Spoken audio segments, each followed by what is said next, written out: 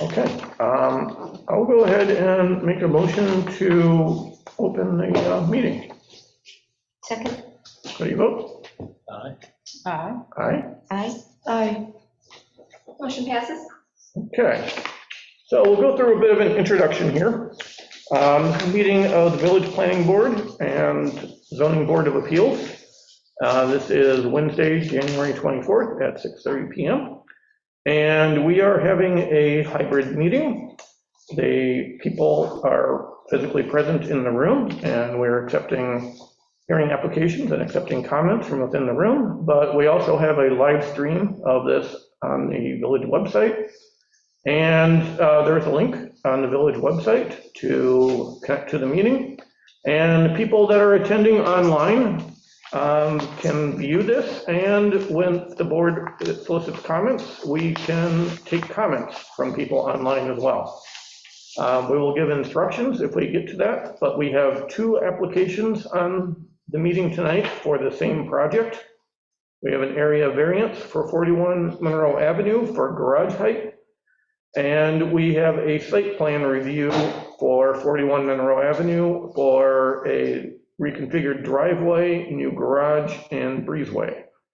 And we will be holding public hearings for both of these applications. They have been announced on signage and online, and I believe a sign was posted in the yard. Is that right, Kristen? Steve did that, yes. Steve did that, yeah, okay. So when we get to that, we'll open the public hearing and take public comments, and we will give instructions at that time.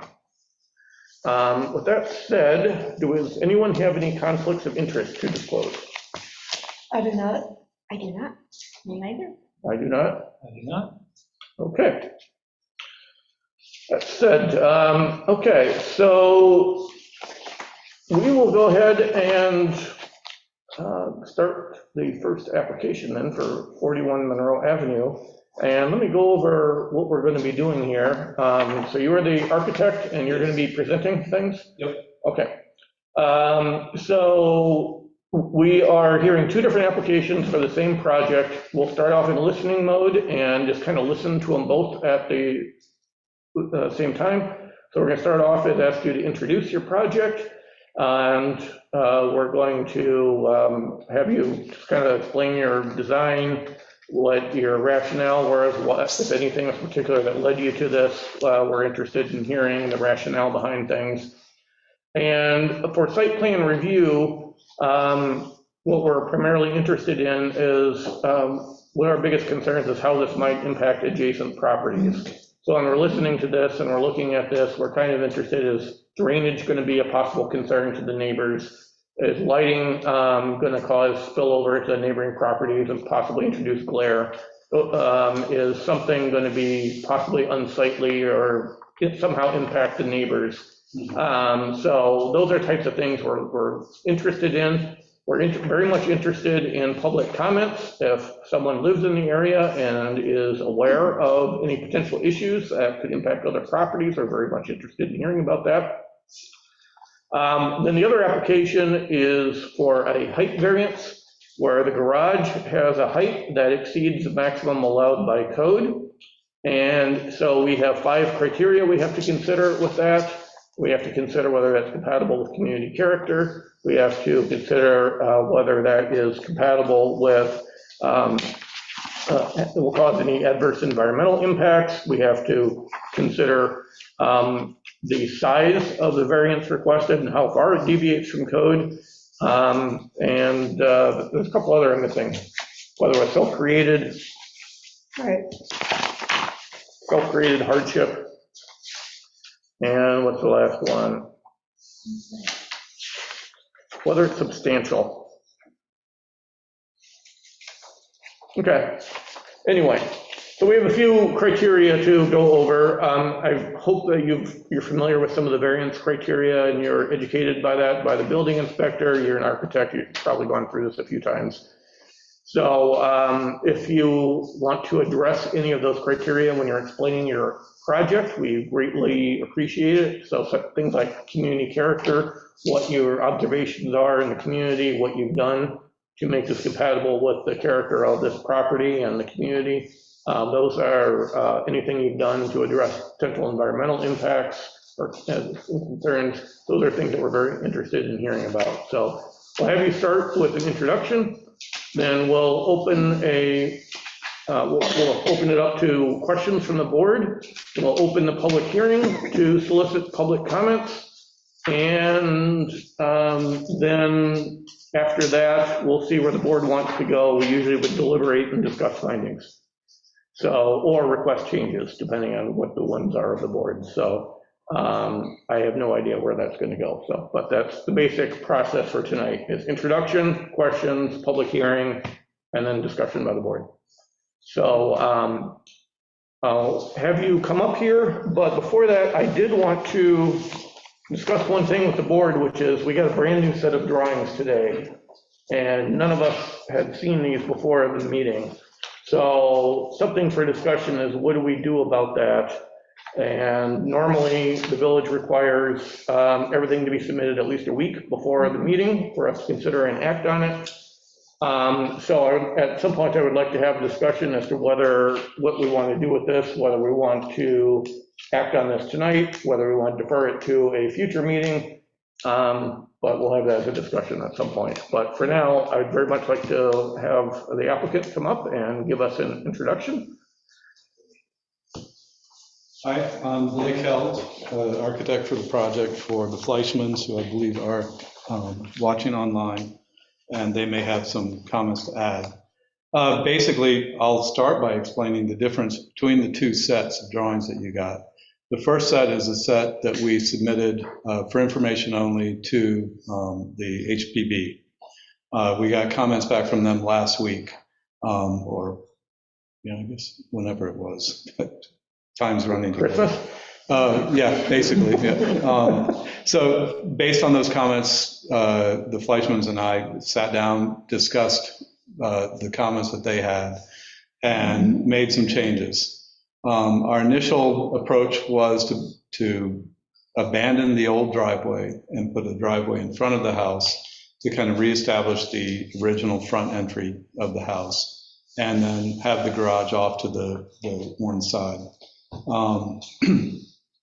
The reason for being on that side of the yard was to literally minimize impact as far as placement here, both in view shed and everywhere else, which is why I have elevations that show kind of as you go down the road what it looks like in relation to the house. The comments, the HPB was not super positive on the idea of the new driveway in front of the house, even though it did reestablish, some were in favor of that idea of reestablishing that front entrance. Others were not. The Fleischmans themselves reconsidered it and felt like, well, maybe this broad, 3-bay garage right beside the house, well, not beside it, it's behind it, but visually beside it as far as being yet another element there, was maybe too much mass in the front. And so we opted to go ahead and turn it to the side and reuse the existing driveway the way it is. The major intent is to stay clear of the existing walnut tree that's back there, which is a huge, beautiful tree. There is one tree that will still likely get taken down in the front, and that's simply because it's diseased. They've had it looked at, and it's already been cabled multiple times, and they feel that its time has come, particularly given lately weather.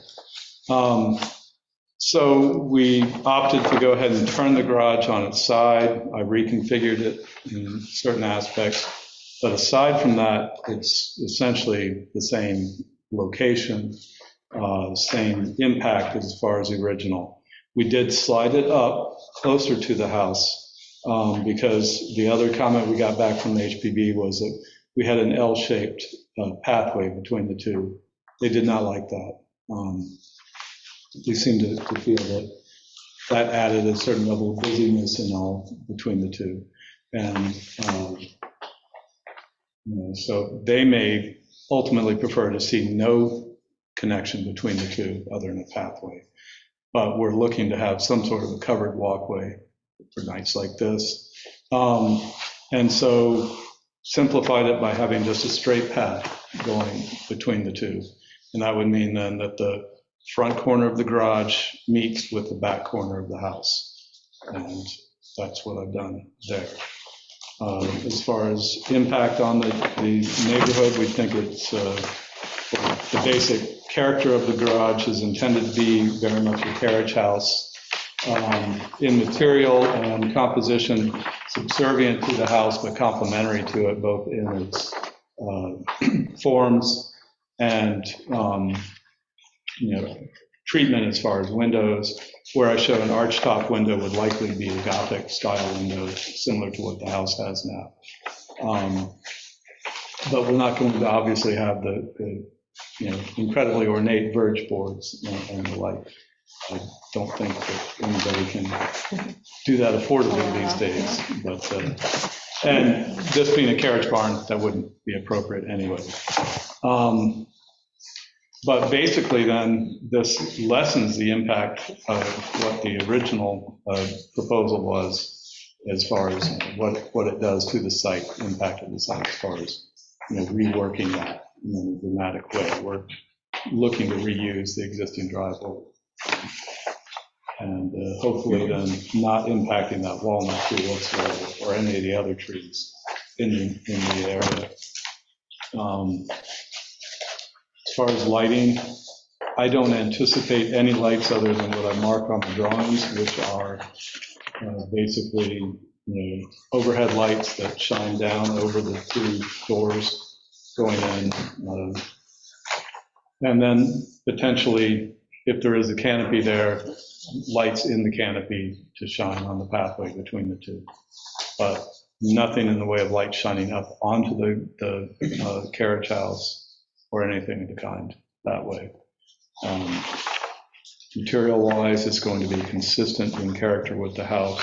We haven't decided yet. I don't think we would do a true board and batten, or at least not one as ornate as what's there. Again, because we don't want to be trying to mimic the house directly. Sure. Yeah, so we appreciate hearing about some of the design elements. Things like the windows and the architectural styles are not normally something we're going to be reviewing. We're going to leave that to the HPB to do that.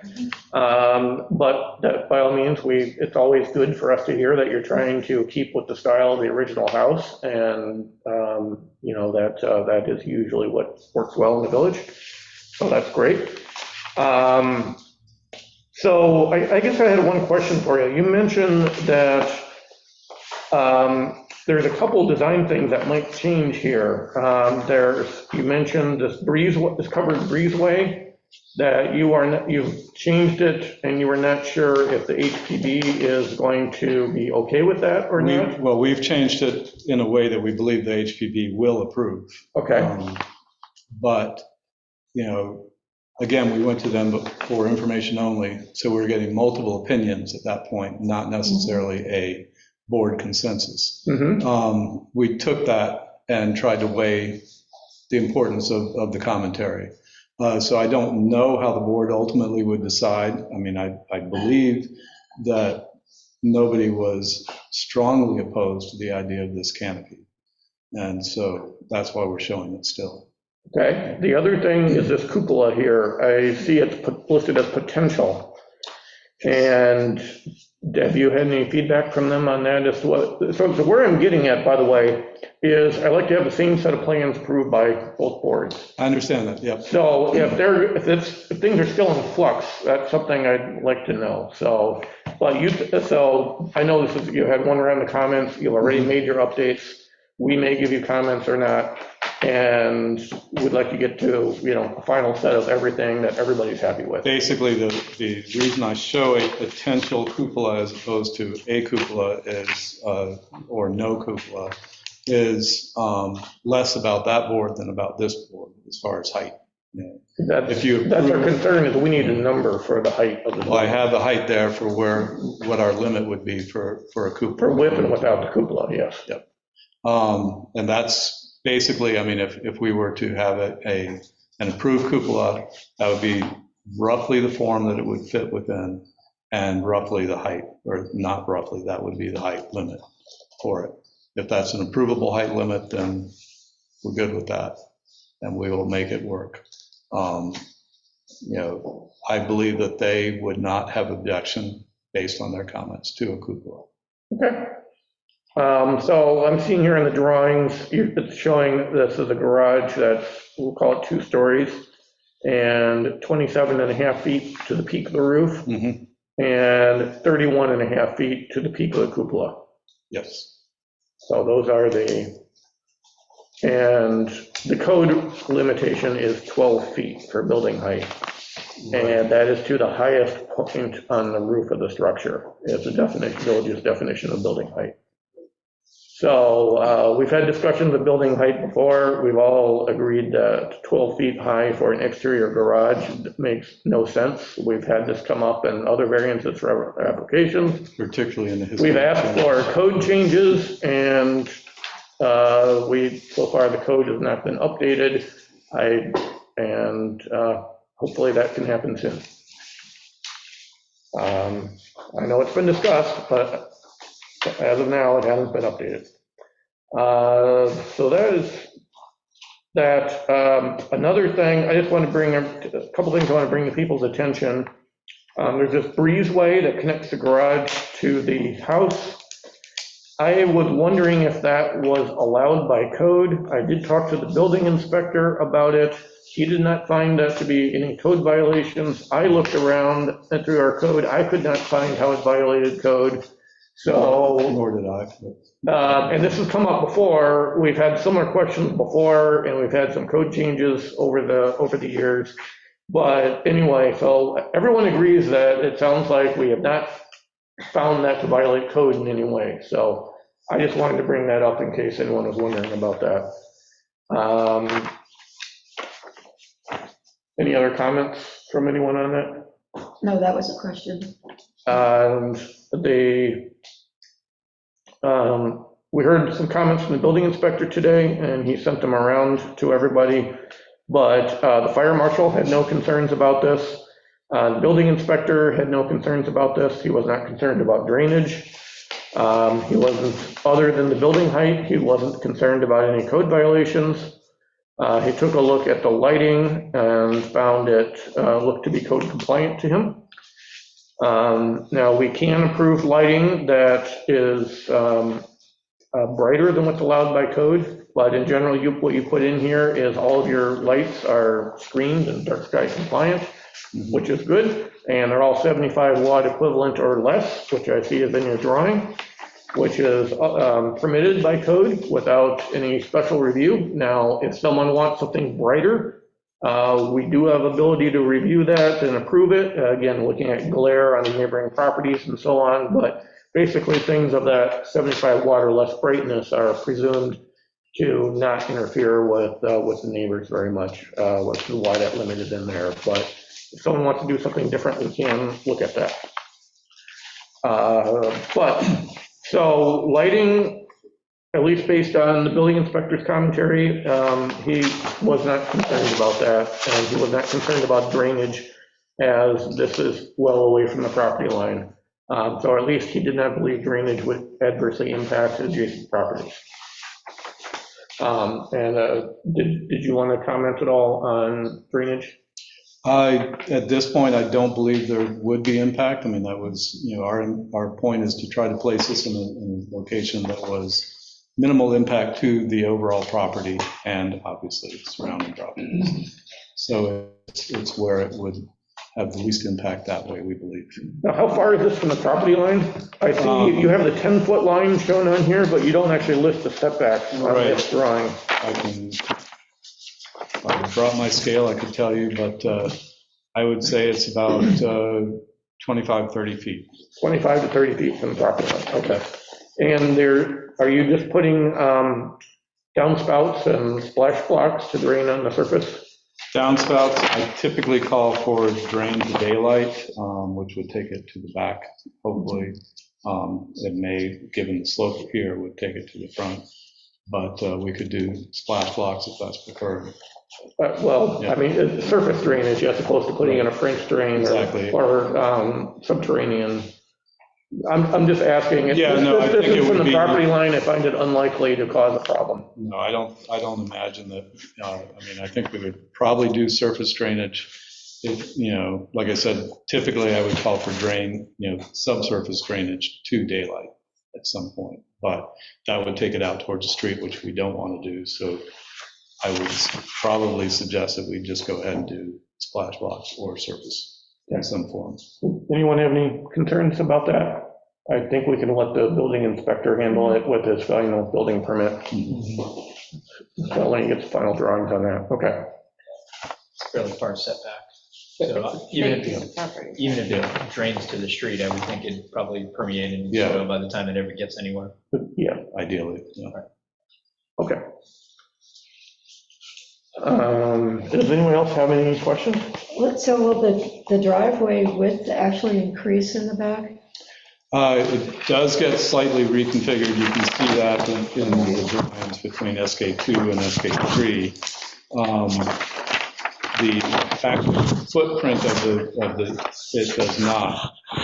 It does get that little turnaround there off to the whatever direction that is, I guess south. That bump? Yeah, that's the only addition to the driveway width as far as I perceive it at this point. And then obviously it widens to get to the 3 bays, but Right. away from the tree. So, right. Okay, this is better.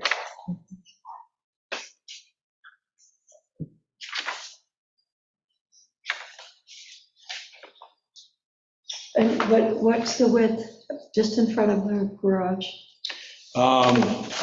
Just in front of the garage, The 3 days? the 3 bays, roughly 30 feet.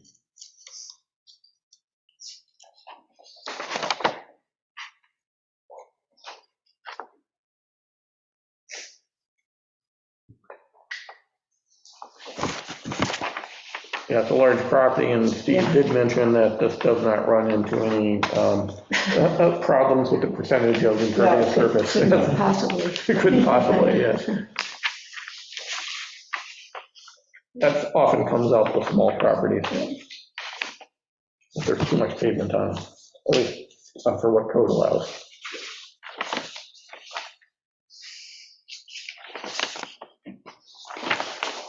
So really, with this new design, you're not making a lot of modifications to the driveway at all, other than right in the front of the immediate garage.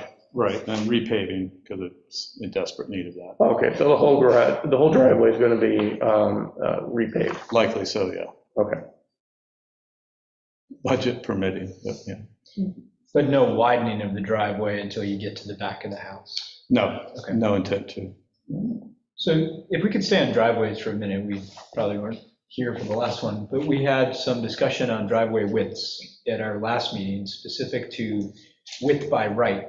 And it just so happened to be the width of the driveway exceeded the impermeable surfaces, Mhm. right? And as a result, we needed to allow for an area variance to extend beyond that. One question I have here is, as a result of having a garage, be 3 bays, they would be entitled by right to have a wider driveway, substantially wider driveway. And if it didn't encroach upon the lot coverage, then it would be able to be done by right, the way the code is today. Mhm. Essentially saying that once the garage and barn goes in, because it's a large lot, they could come in and make the driveway twice as wide if they wanted to, from the street to the back by right. Mhm. So one question that I have for the board tonight is, and also Bridget to you, can we approve a site plan contingent upon the waiver of the right to a wider driveway as a result of having a bay garage larger than a single bay? Well, first of all, just my understanding, we looked at this recently. So I think the width for a 1-car garage, driveway width is allowed to be 12 feet. And 2-car garages, I believe it's 18. And that came up in our last meeting, so I kind of have it on the top of my head. Steve did not indicate that he found any code violations. I do not know off the top of my head what code is for parking areas. That's not my, residential property. that's not my concern here. My concern is that by having a two-car garage, by right, we're allowed an 18-foot wide driveway. And because if they were to choose to widen the driveway to 18 feet from its existing, I would suspect 12 to 13. Well, I can speak to that in the sense that our understanding is that were they wanting to widen anything, that it would be, they would also want to widen down at the curb cut at the street. And that would take approval from the state because of that road. They're not interested in that. And they're not interested in widening the drive. They personally would, I think, based on our discussions, and I'm sure they'll speak up at some point here, but they're not looking to have a driveway if they could choose not to. That was part of the point of trying to go in the front initially, was to just, open up the back and not have all this paved area. That's how I see it as well. Yeah. And I don't ask the question thinking that their intent is. I ask the Right. question for 10 years from now. Understand. Or 15 years from now, if the Fleischmans and Caro decide to move, what then? And if code doesn't change, then by right, somebody could come in, potentially convert what now is a single-family home to a very large multifamily dwelling where 18-foot wide driveway could lead to improvements, quote unquote, in the access points, possibly. Again, that was what happened recently. So I'm just simply asking the question, can an approval occur contingent upon a waiver of something that's embedded in the code? So, yes, so long as rationally related to, the other criteria of the site plan review. Okay. So you're saying we could put a condition on approval if, to limit the driveway width to as depicted, or? As depicted, or not to exceed a maximum width. Excluding the, However you want to describe As it. existing. Yeah, I mean, yeah. Or Until as you get to the described. back. Right. right, until you get to a certain point in the back, Right. you can do it, as long as it's rationally related to the other criteria that are relevant to site plan Okay. approval. Okay, great. Tree character is certainly one of them. Yeah, okay, that's the reason for the question. Not this resident, but the next resident. I understand, yeah. I've sat on boards and I get it. Any other questions about the driveway? Anyone else have questions about the driveway? Comment, I'm so disappointed that it's not going to be in front. I thought that was great, a return to, something original and something that activates the front of this wonderful house. Mhm. And it seems like so many homes, especially on Monroe Avenue, have these elegant entrances that you can hardly get to. They're just to wave at, Yeah. as you drive by. I understand that it's a sign of our commitment to cars, but I thought that was a great move. So I'm disappointed to see that Well, change. thank you, we appreciate that. I'll second that, by the The way. HPB, I think there were both opinions on the HPB. We read the room. We also discussed it, and while they had an interest in seeing that front entry be returned as a front entry, they also recognized that it is no longer used that way. The way the house that they purchased a year ago is now designed.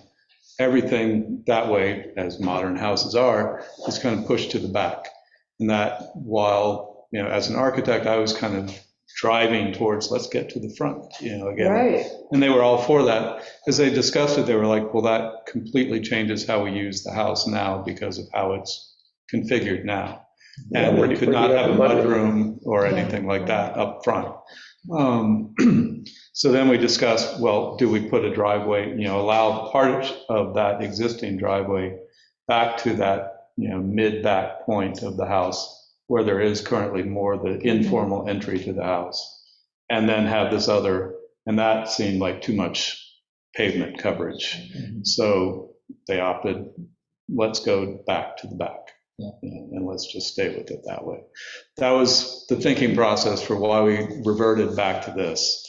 I think they and I fully agree with that idea of that front formal entrance, and trying to get some of that grandeur back. Right. Initially, they were looking at maybe doing a semicircular driveway, but that's where they got into the whole curb cut issue with the state and everything else. And Right. that road, you don't want any more entrances to, so, Oh, yeah, I forgot that is a state highway, yes. Yeah. That's problematic. And I agree with the statements of Susan and Katie here that I think that I kind of like that, activating the front, but I also understand you need a mudroom. And my house is the same way. I put a mudroom at the side entrance next to the driveway, the front entrance of the porch, but there's no mudroom there. Nowhere to really take off shoes and stuff like that, which is a problem. right. It's the dilemma of modern life.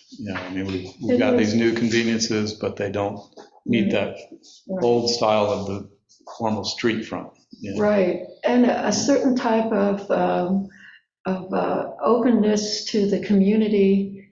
It's welcoming to have a front door Right. that's used.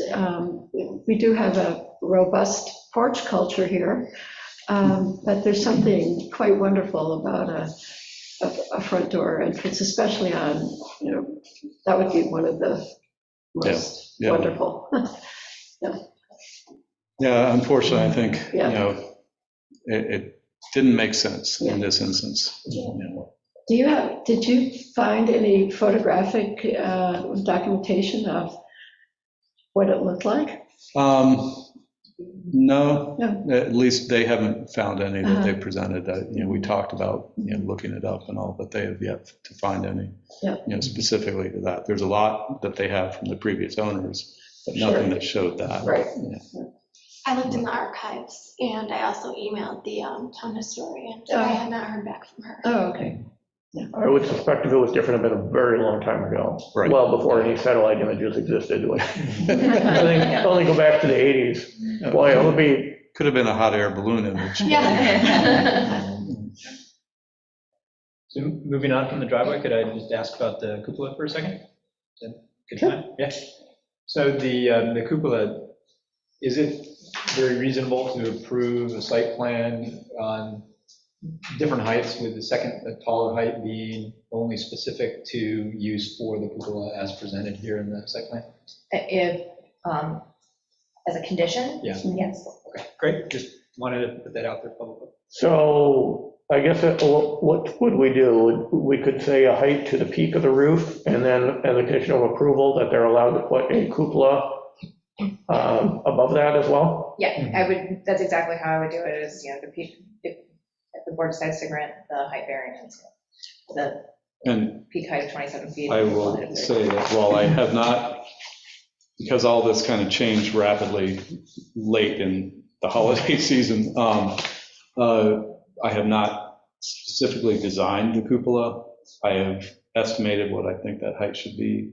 Were we to go above that, I would come back, I guess, appropriately for a variance at that point. Well, I think what we were talking about doing was making that as structuring an approval, if we give an approval, structuring it in a way that either option is acceptable. That was what we were just discussing. Okay. And we could even suggest that the height of the cupola be contingent upon the approval of the HPD's determination. So therefore, if they feel something slightly higher is appropriate, be it 6 inches or a foot, you don't have to come back. Okay. It could be simply because they approve it as appropriate for the building design. So that it doesn't look squat or something. Yeah, and it maybe could save us from the time, like if we approve something where it looks squat, well, that wouldn't make sense. Right. So you go to them with something that looks appropriate, and if our approval is conditional upon their design approval, then I think that would be okay by me. Yep. And perhaps the rest of the board. Yeah, so we have this draft resolution in here, and it has a number for the height, and it has a code citation in it for the variance, and the number in here was 31.5 feet, which is to the height of the cupola. So I like these suggestions I've heard that we change it to 27, and 1/2 foot, or we can even say 28 foot and round it. Round it. Round it? Okay. And then we can make a condition that if a cupola can be added to the height of the roof so long as it's approved by the HPV. So, okay. We don't cupola, the definition of a cupola is well-defined enough that it's not as though it's going to extend beyond reasonable. Right. Story. Yeah. Oh, and if you specify the 28 foot is a peak height, I mean, that's clearly different than people. Yeah, peak of the roof, yeah. Yeah. And that gives you flexibility and prevents the need from coming back to us, saves everybody Great, no, I time. appreciate that, yeah. Yeah, I see that. They may have opinions on the architecture of that, but I don't see how that impacts anybody nearby, so. Right. So personally, I don't care whether it's there or not. So, And so I kind of like the idea. It kind of goes with the I think it's style of the appropriate. house. Yeah, we just haven't yet figured out the final design that's, that would work appropriately with it. And if I can make a suggestion to the board, I mean, you could make any condition on the cupola, you could give a height higher than 31.5 feet, just say not to exceed 35 feet or something like that. If, I'm just throwing a number out there. what if they put a window vane up there that looks kind of neat? Right, just to give you a little bit of, if you, given the size of the property, if you're not concerned about impacts to neighbors, give a little bit of latitude for design and for the HPB to give their input on what it should look like. yeah, think I that know, makes sense. yeah, we've had some discussions on signs. I'm thinking of the one on the coffee shop, Yeah. where we had a lot of discussions on what maximum sign size should have been allowed, and we put pretty strict constraints on that. So I guess we'll have to have a discussion of how to word that. Yeah. We'll get there. Looking to put a mini Eiffel Tower up there. Yeah, That's good. that's one of those things. I keep waiting for the 600-foot tall bird feeder to go in. So,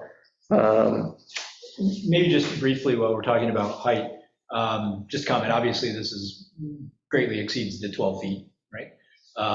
Per code, but it is still secondary to the main structure in a meaningful way that I think, again, provided HPV's approval from a site plan perspective, or when we talk about the height variance, I know that's not specifically maybe what we're addressing right now, but I'm going to be quite all right with where it is now.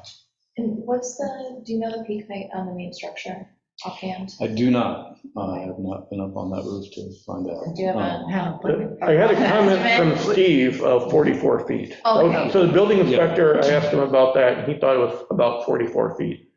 And I know our code requires any accessory structures in the backyard to be shorter than the main house. And I know the main house is 3 stories. Right.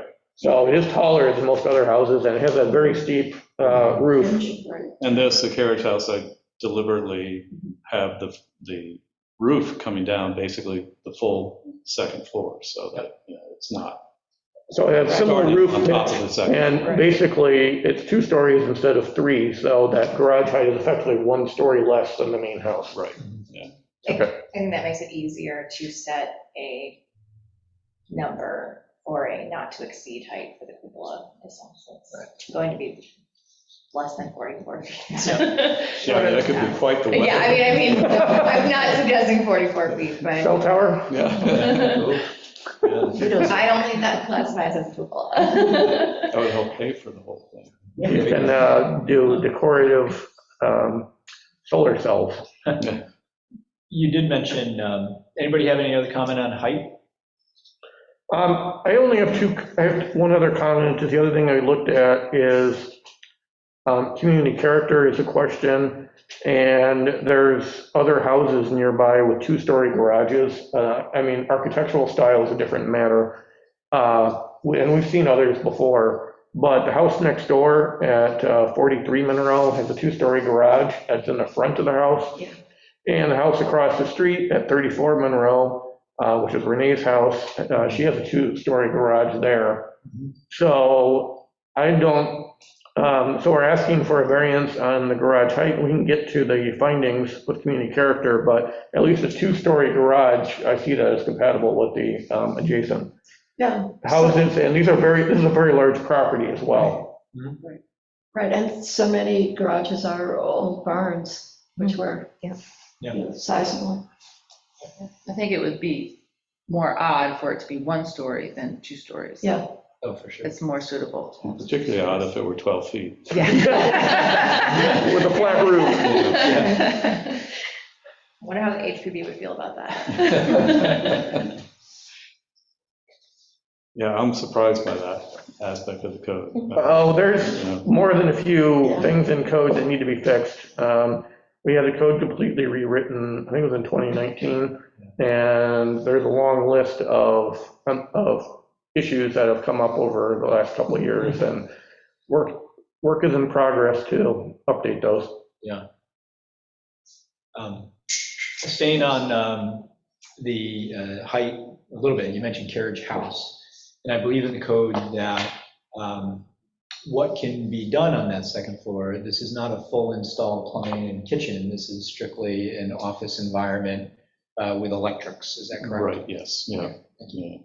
Just wanted to clarify, because that's how the code is Yeah, no, currently this crafted. is not, they're not looking for an Airbnb or anything there. Yeah. No, it's, strictly, Okay. carriage house and garage and studios. So the studio that's above there. Yes. Okay. I'm remembering 36 Sutherland, when they put in a large carriage house. It was kind of a similar situation where it's a large property that was an acre or more. They put in a 3-car carriage house with that was a garage and had an area above it. And I think one of the conditions we put on there was that it did not have a separate utility meter. It couldn't be rented out. Right. But I think that's already in the code, so I don't see a need to get into that. And I don't care if they put a bathroom in there or not, or whatever they want to put in there. It's in code that way. I was just asking relative to expectations, making sure everybody was on the same page, not suggesting right or wrong. Okay.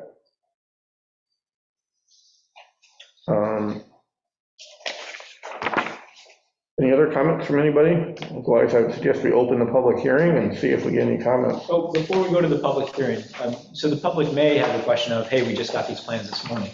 So just to make sure, if the public doesn't have any adverse comment to the late entry of these drawings, is the board here okay moving forward as presented today, given the variance from what we saw earlier? How Well, can we address that? I would like to Hear the public first. Yes, hear the public first, and and then, then we can discuss that topic. sounds good? Yeah. Okay, great. Any other question is if anyone wants any changes requested, that would come to play too. You want Okay. to remain here for the public aspect? You can stay here, that's fine, you're by the microphone, we may ask you to respond if there's any, or there may not be any comments. So sometimes this goes very quickly. Okay, so we have, Kristen, we have things online. The applicant was said to be online. If anyone is interested in making a comment, there's a button you can click on to raise your hand. And there's also a comment field that comments can be typed in. But we will give opportunity for comments here in just a second, but we will ask that people click the raise hand button if you'd like to speak, or type a comment if you have a comment to type, and Kristen can read it. So with that, I'll make a motion to open the public hearing for both applications. Second? How do you vote? Aye. Aye. Aye? Aye. Aye. Motion carries. Okay. So we have nobody in the room except for Mike. Mike, are you interested in any comments? Do you want to look at these drawings? Sure. We have a copy for Mike? Here, you can. I can show mine, as long as I get it. Okay, you know what they look like, right? Thank you. Someone has their hand up, so just one.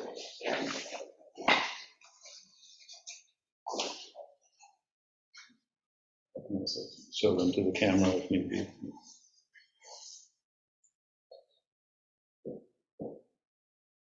Michael, you can speak if you unmute yourself. Okay. Hi, everybody. Can you hear me? Yes, can you please give us your address? Yeah, my name's Mike Dardzinski. I'm a neighbor of the Fleischmans at 8 Sutherland Street. Thank you. And I just have a couple questions. Maybe the architect could, help me with. I'm fully in support of the Fleischmans getting a beautiful garage like this. I can't imagine how they can live in that beautiful home with no current garage. I was just found out about this late, and I didn't get a chance to ask Carl and Cora any questions. So I'm a little bit, in the dark. And I saw I got a copy of the plans online, and was just they weren't really marked that well in some places, or I'm not an architect, so it was hard for me to figure things out. And I tried to do some measurements on my own, and there was a scale on SK7 that said every 1/8 of an inch was 1 foot. And then it said, so I had come into the meeting thinking, oh, it was a 16-foot tall garage, but now I'm understanding it's a 27.5-foot tall garage. So Correct. I read the first plans wrong. Was that scale on those plans wrong, or? Well, I'll make a comment now and I'll let you to speak, but the drawings that we have before us are significantly revised from what's online, and they came in this afternoon. And as we stated, one of our questions that we have to discuss amongst ourselves is what to do about that, because we can't function without public comments, and we're very much interested in what neighboring property owners have to say. And it definitely, in my opinion, we would like the adjacent property owners to have a fair chance to look at this and comment on this, as it could potentially impact them. We'll get into that discussion. I can state that the revised drawings are not significantly taller than the old drawings. I don't know if the scale was wrong on the old drawings. It should not have been. It should have been correct. So, I mean, hearing 16, what you had read 16 feet, I think that's shorter, far shorter than what it was. Now, I was looking at those drawings today, and they did not have building width or height marked on them, I do not believe. Right, no, But they did say a scale on here, just like you have, it's probably on here somewhere, where it says an 1/8 inch is 1 foot. But then what is an 1/8 inch and so on, that was missing, so. Yeah, I mean, on a drawing like that, it's a perspective image, it's not going to have it, but on a front elevation, it should be accurate, Yeah, well, we currently, like that one. Yeah. this, for example, is good in that it gives us the height of the garage. You give some kind of measure of the scale here. I personally do like to see building widths and lengths clearly stated in feet on the drawings, but again, we'll have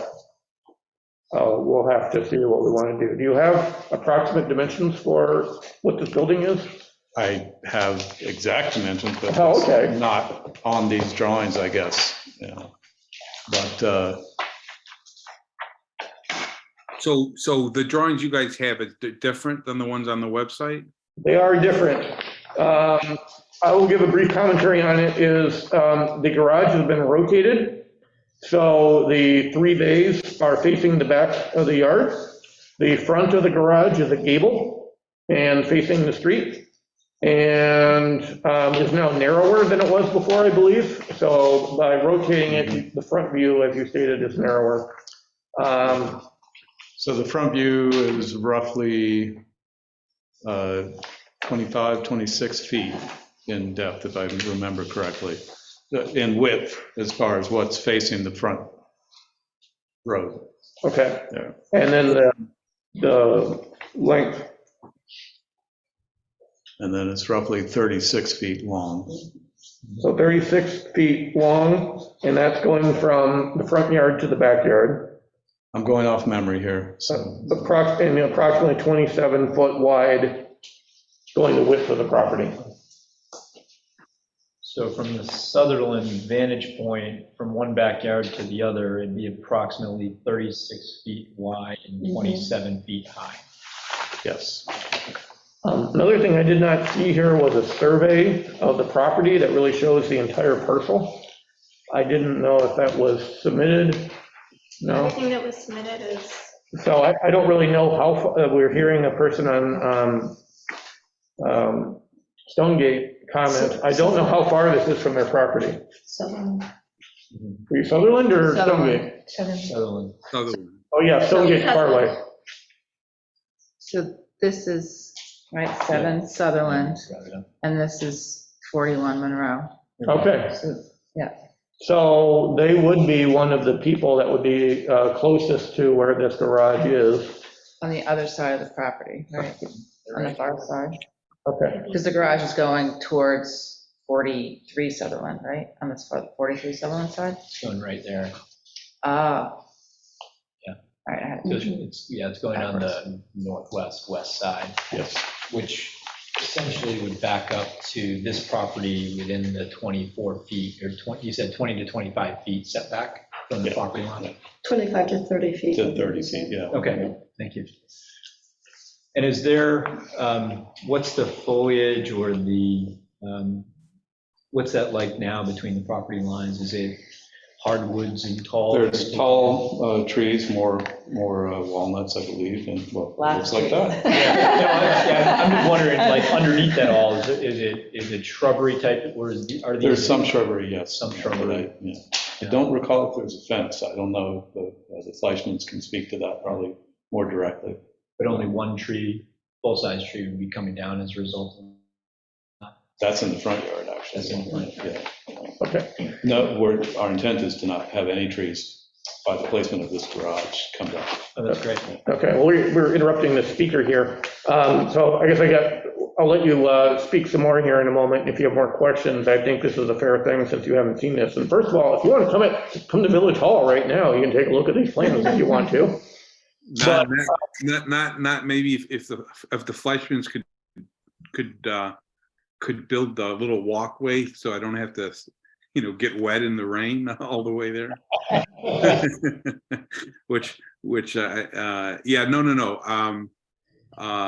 That sounds great. So yeah, I guess I don't have it. I guess based on the plans that I've got, I can't imagine. I just wanted to get some, I tried to call Carl and Cora and I just didn't have their phone numbers.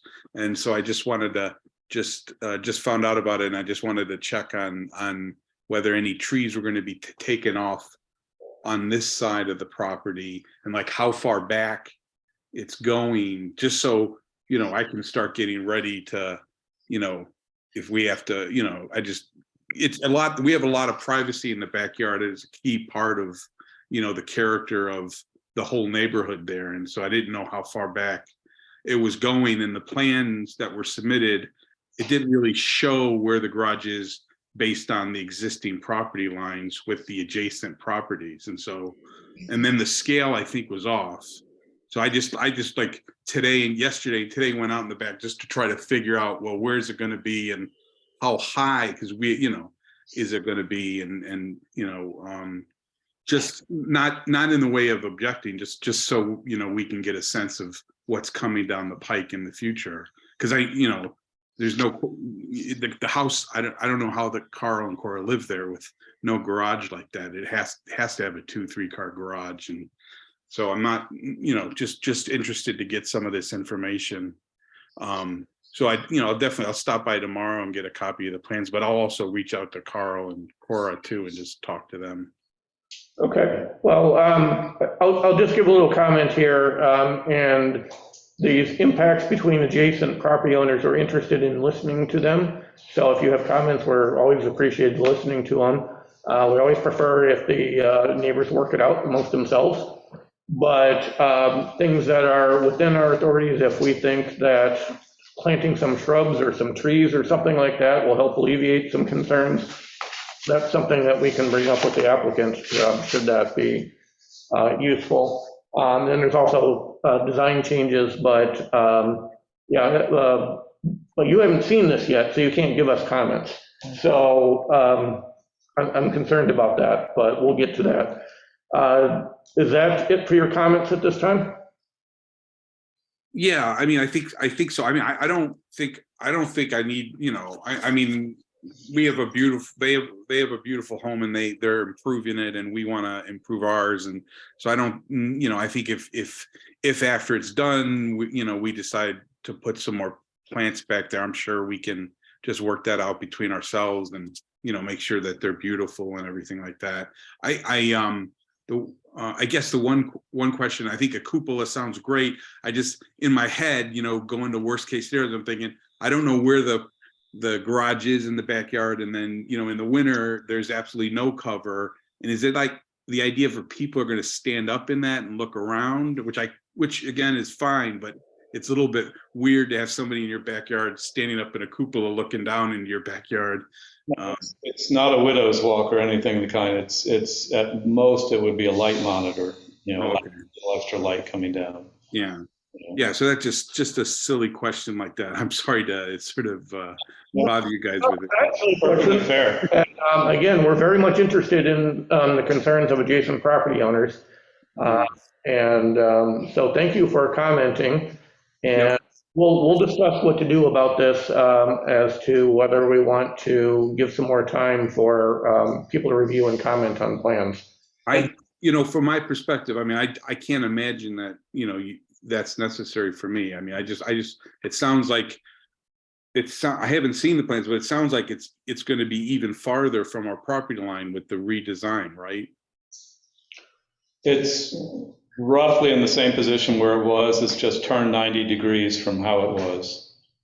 And they said it's about 25 feet from the property line, is what I recall hearing. Yeah, so, yeah, in that sense, it's not as deep towards that property line as it was in the drawings that you've seen. Mm-hmm. So there's less impact, yes, compared to what those drawings showed. Yeah. So, yeah, it sounds to me, because when you guys, I think the chairman asked about the property line, I wasn't sure which property line you were talking about, the street, the back property line, or the side property line. That's the side property line we're talking about. So that's the closest property line is the side property line. I assume the back property line is a long way away from there. So you said, I think the architect, Blake, or you said 20 or 25 feet, which is even more than it was before, which I think was like 15 in the original plan. Right. And that's off of the side property line. It's hundreds or plus feet off of the back. I don't have the actual site plan in front of me here, the original site property line, but I did on my drawing, I think, indicate the length of what the property depth is there. 407 feet, for the property depth, or 398 on that side. Well, no, that's 407 on that side, yeah.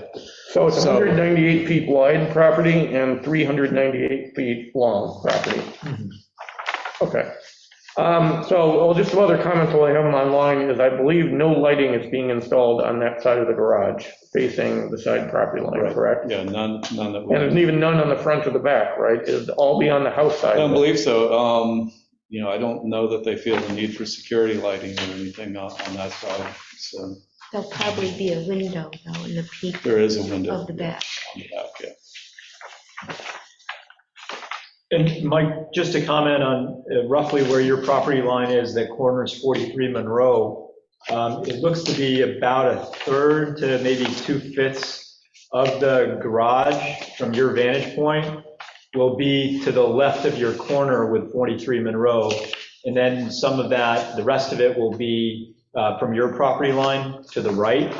So only a little less than 2/3 is my guess from everything that I can do on these site plans will be from your property line to the right. So it's not a full situation right in back of your property line. It's kind of divided between you and 43 Monroe on that corner. Yeah, that's what I was thinking. And then is it like about a fifth of the property in the back, or a fourth or a third of our property in the back? Again, it's not I don't think it impacts. I'm just wondering, what. Probably closer to a fifth, not a fourth. Okay, yeah. I think it's as a neighbor, I think it's, and you know, they need this garage, and that's probably the best place to put it, you know, and I appreciate, you know, all the thought and care that they and their team has done on this. So, Yeah. and I appreciate all of your work, and I'll just, you know, see Carl and say, hi, Happy New Year, you guys. I know you're online, and thanks everybody for answering my questions. Okay. As an aside, I can comment that they've already lost a windshield from the tree dropping walnuts. So. Even put the driveway in the front. I parked in a library lot once unknowingly under the walnut tree there and got a nice dent in my hood from that. Oh, yeah. And I always eye those Osage orange trees over on Jefferson Road and wonder what has happened with those, because they're like 4 inches across. Anyway. So property owners had commented way back when, I think the scale in the drawings would be map scale, not vertical scale. There's no fence, there are shrubs and trees, including some evergreens, and they can build a walkway, and now they have their hand raised, so I can allow them. Sure, by all means.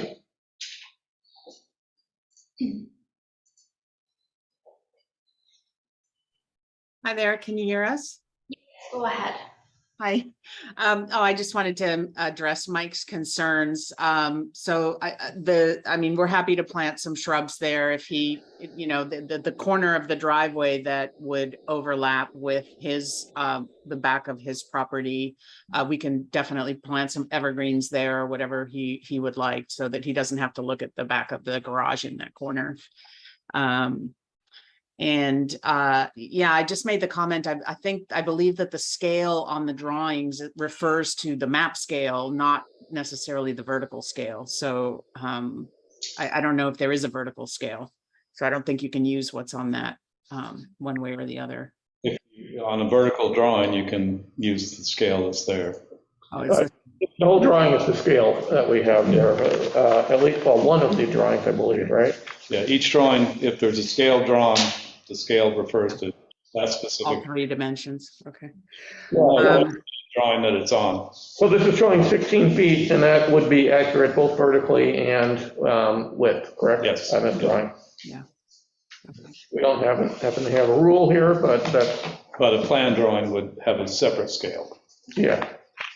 Yeah, I'm a little bit more, you know, I think the 43 Monroe folks might be, you know, I think they're going to potentially have more of an impact than Mike's property would. So I you know, if they're around, I'd like to hear what they have to say. Okay. Yeah.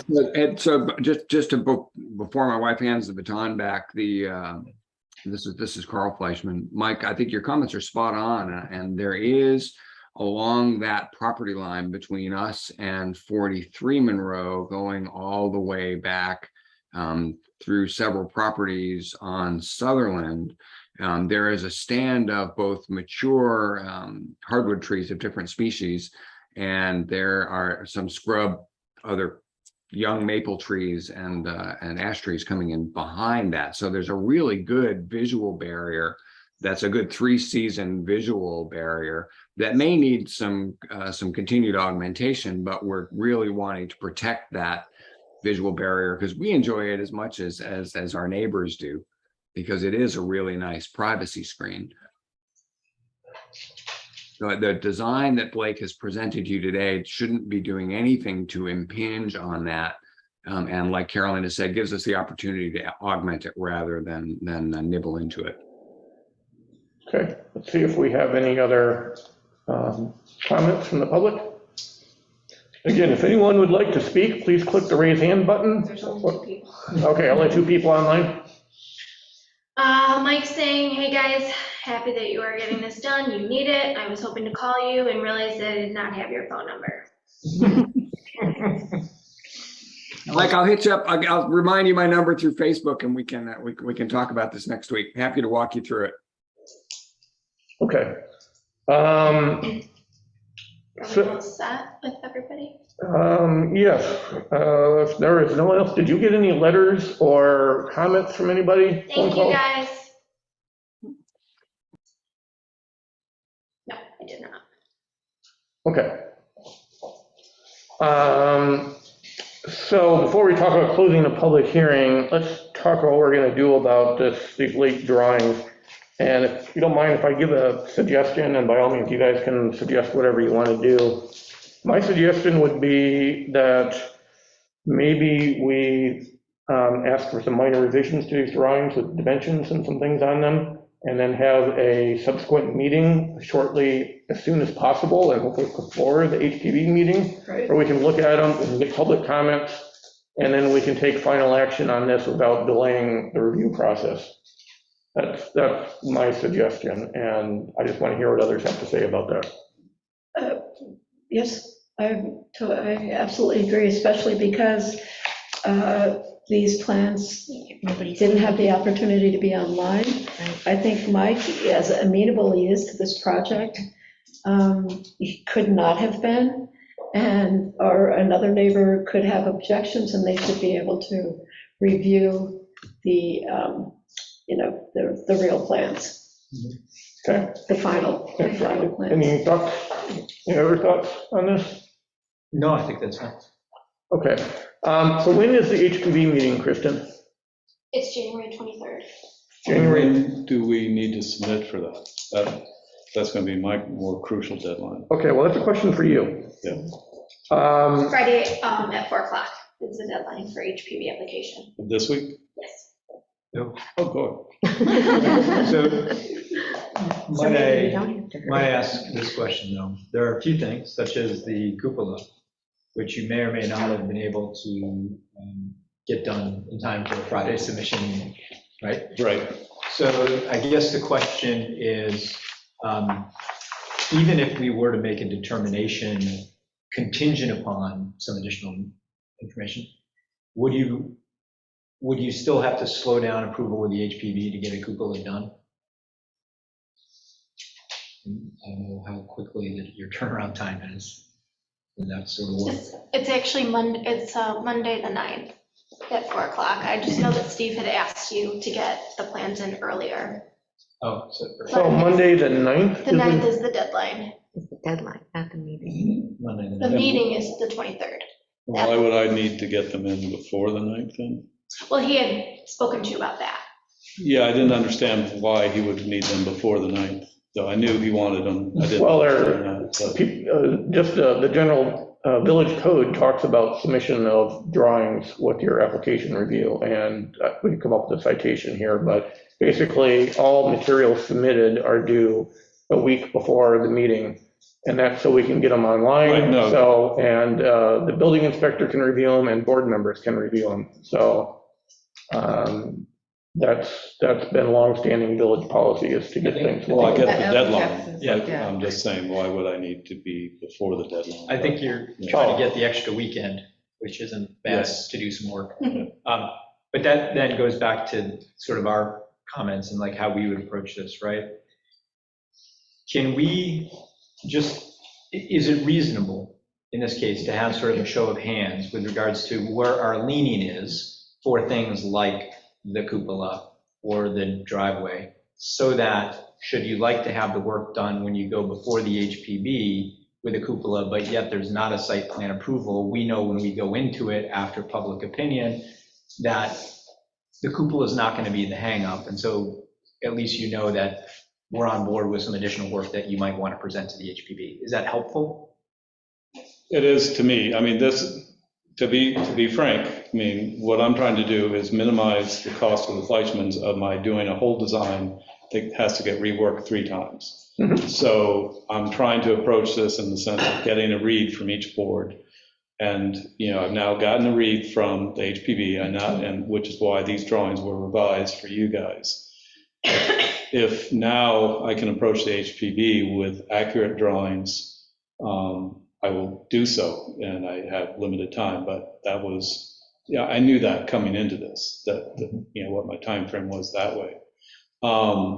So any guidance I get from you as far as a leaning towards this way or that, if you are saying basically that the impact of what these revised drawings are does not appear at this point to be a problem, as far, then, and you get comments back over time, and then we have another meeting, I'm good with that. If I feel like the general gist is that I'm heading in the right direction.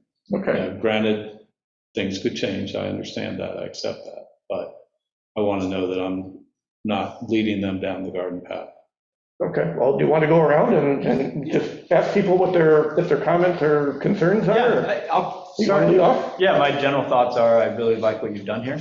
I don't think there's anything from my vantage point, other than the driveway comment, and maybe just making sure that we grant the right type of approval with the right language for cupola. To me, this seems like very reasonable accommodations for what's been a great presentation tonight.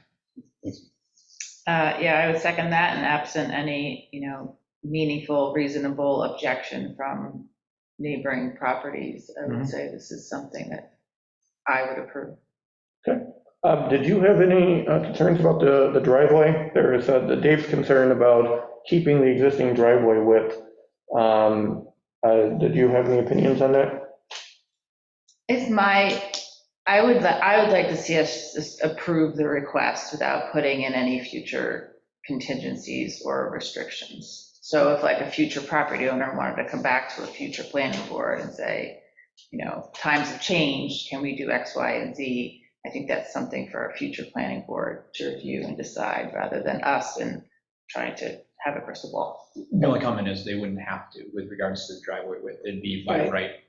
That's the difference. Yeah, it would not come before a board. So you're saying if we put a condition in on there on the driveway width, that it'd be kept what it is.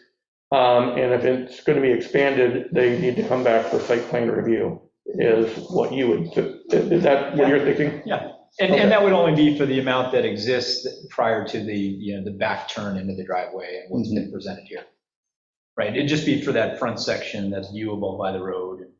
Okay, let me ask our attorney about that. Changing driveway width doesn't normally trigger site plan review. If we put a condition in there that says that, is there a way we can do that? If there's a condition, this site plan approval would be contingent on that condition. So if at some point they wanted to change the condition, it would have to come back to this board. I would say if their board is leaning towards a condition, it would be helpful on the drawing to give some dimensions about where the width is, so that we can make it specific.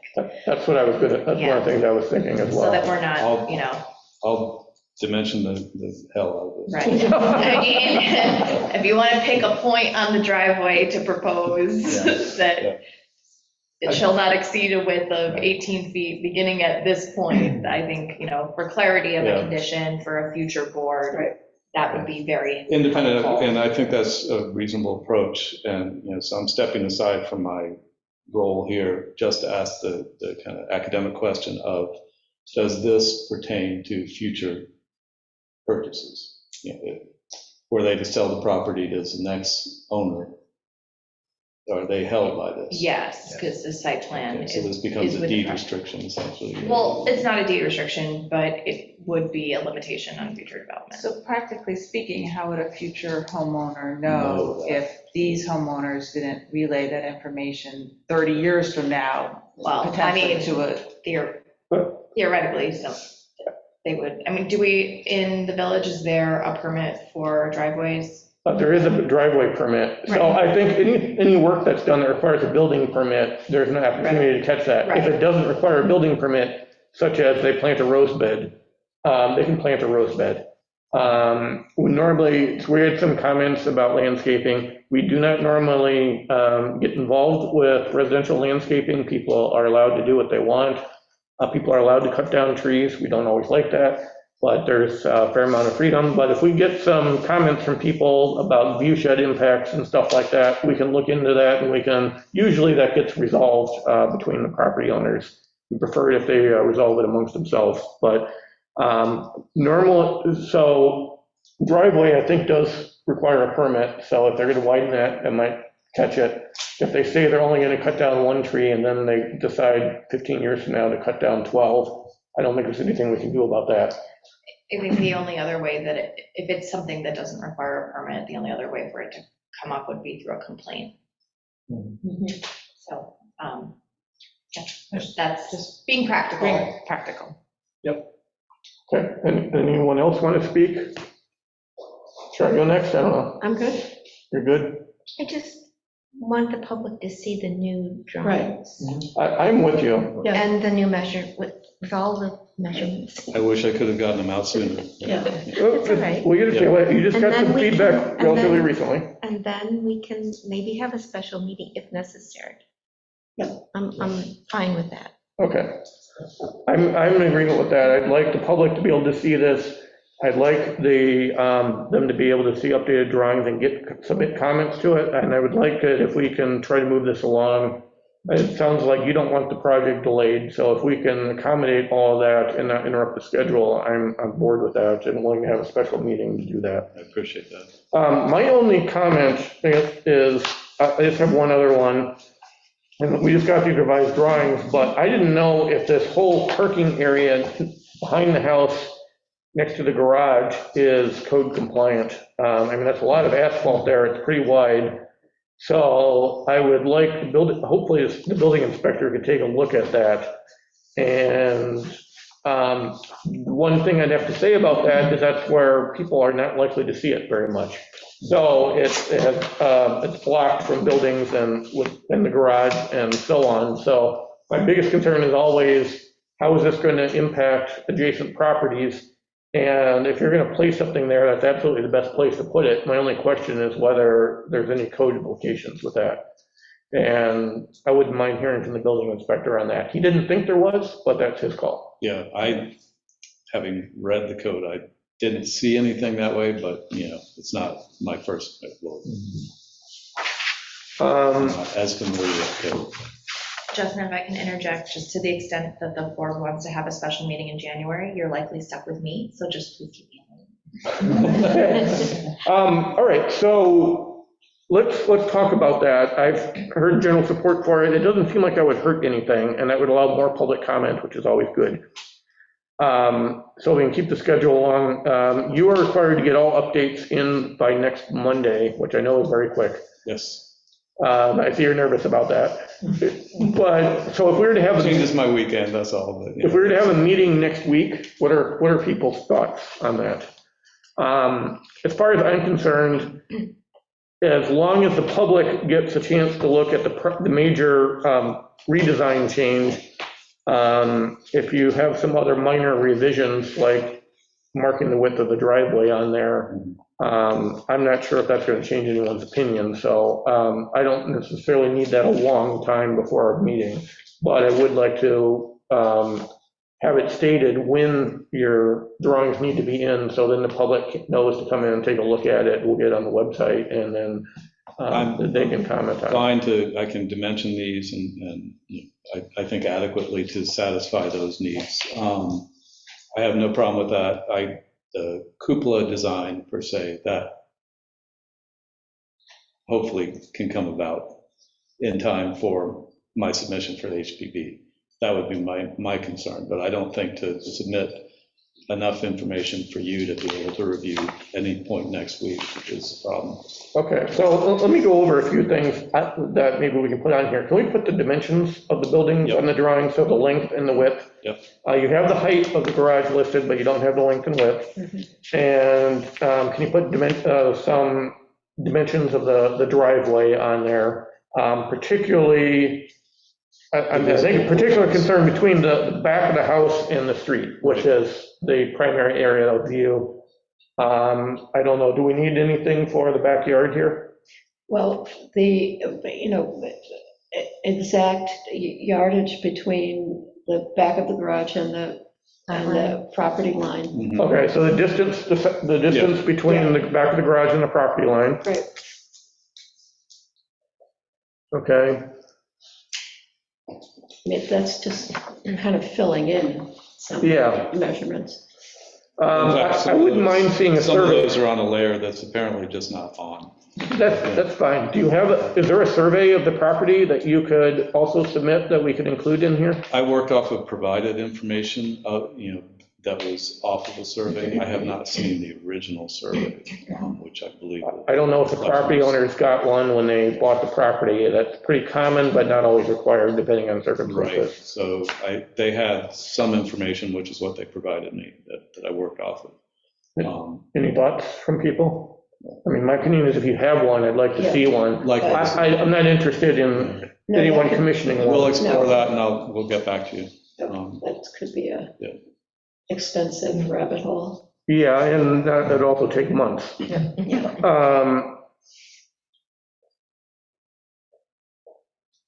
Just writing down notes of something that we're asking for.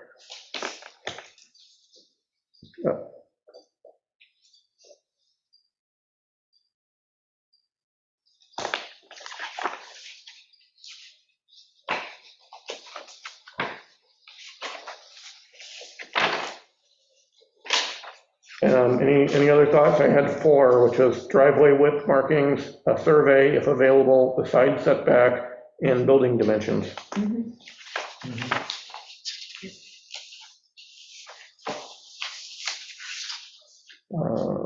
I see you have downspout locations marked on here.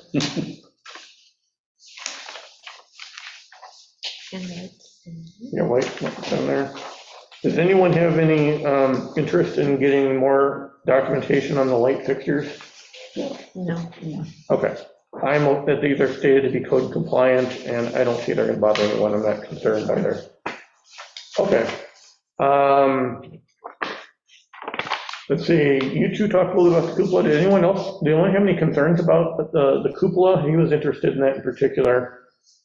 I don't mind if it's there or not there personally. It does impact height. I would like to see it. You'd like to see it? I want to see it.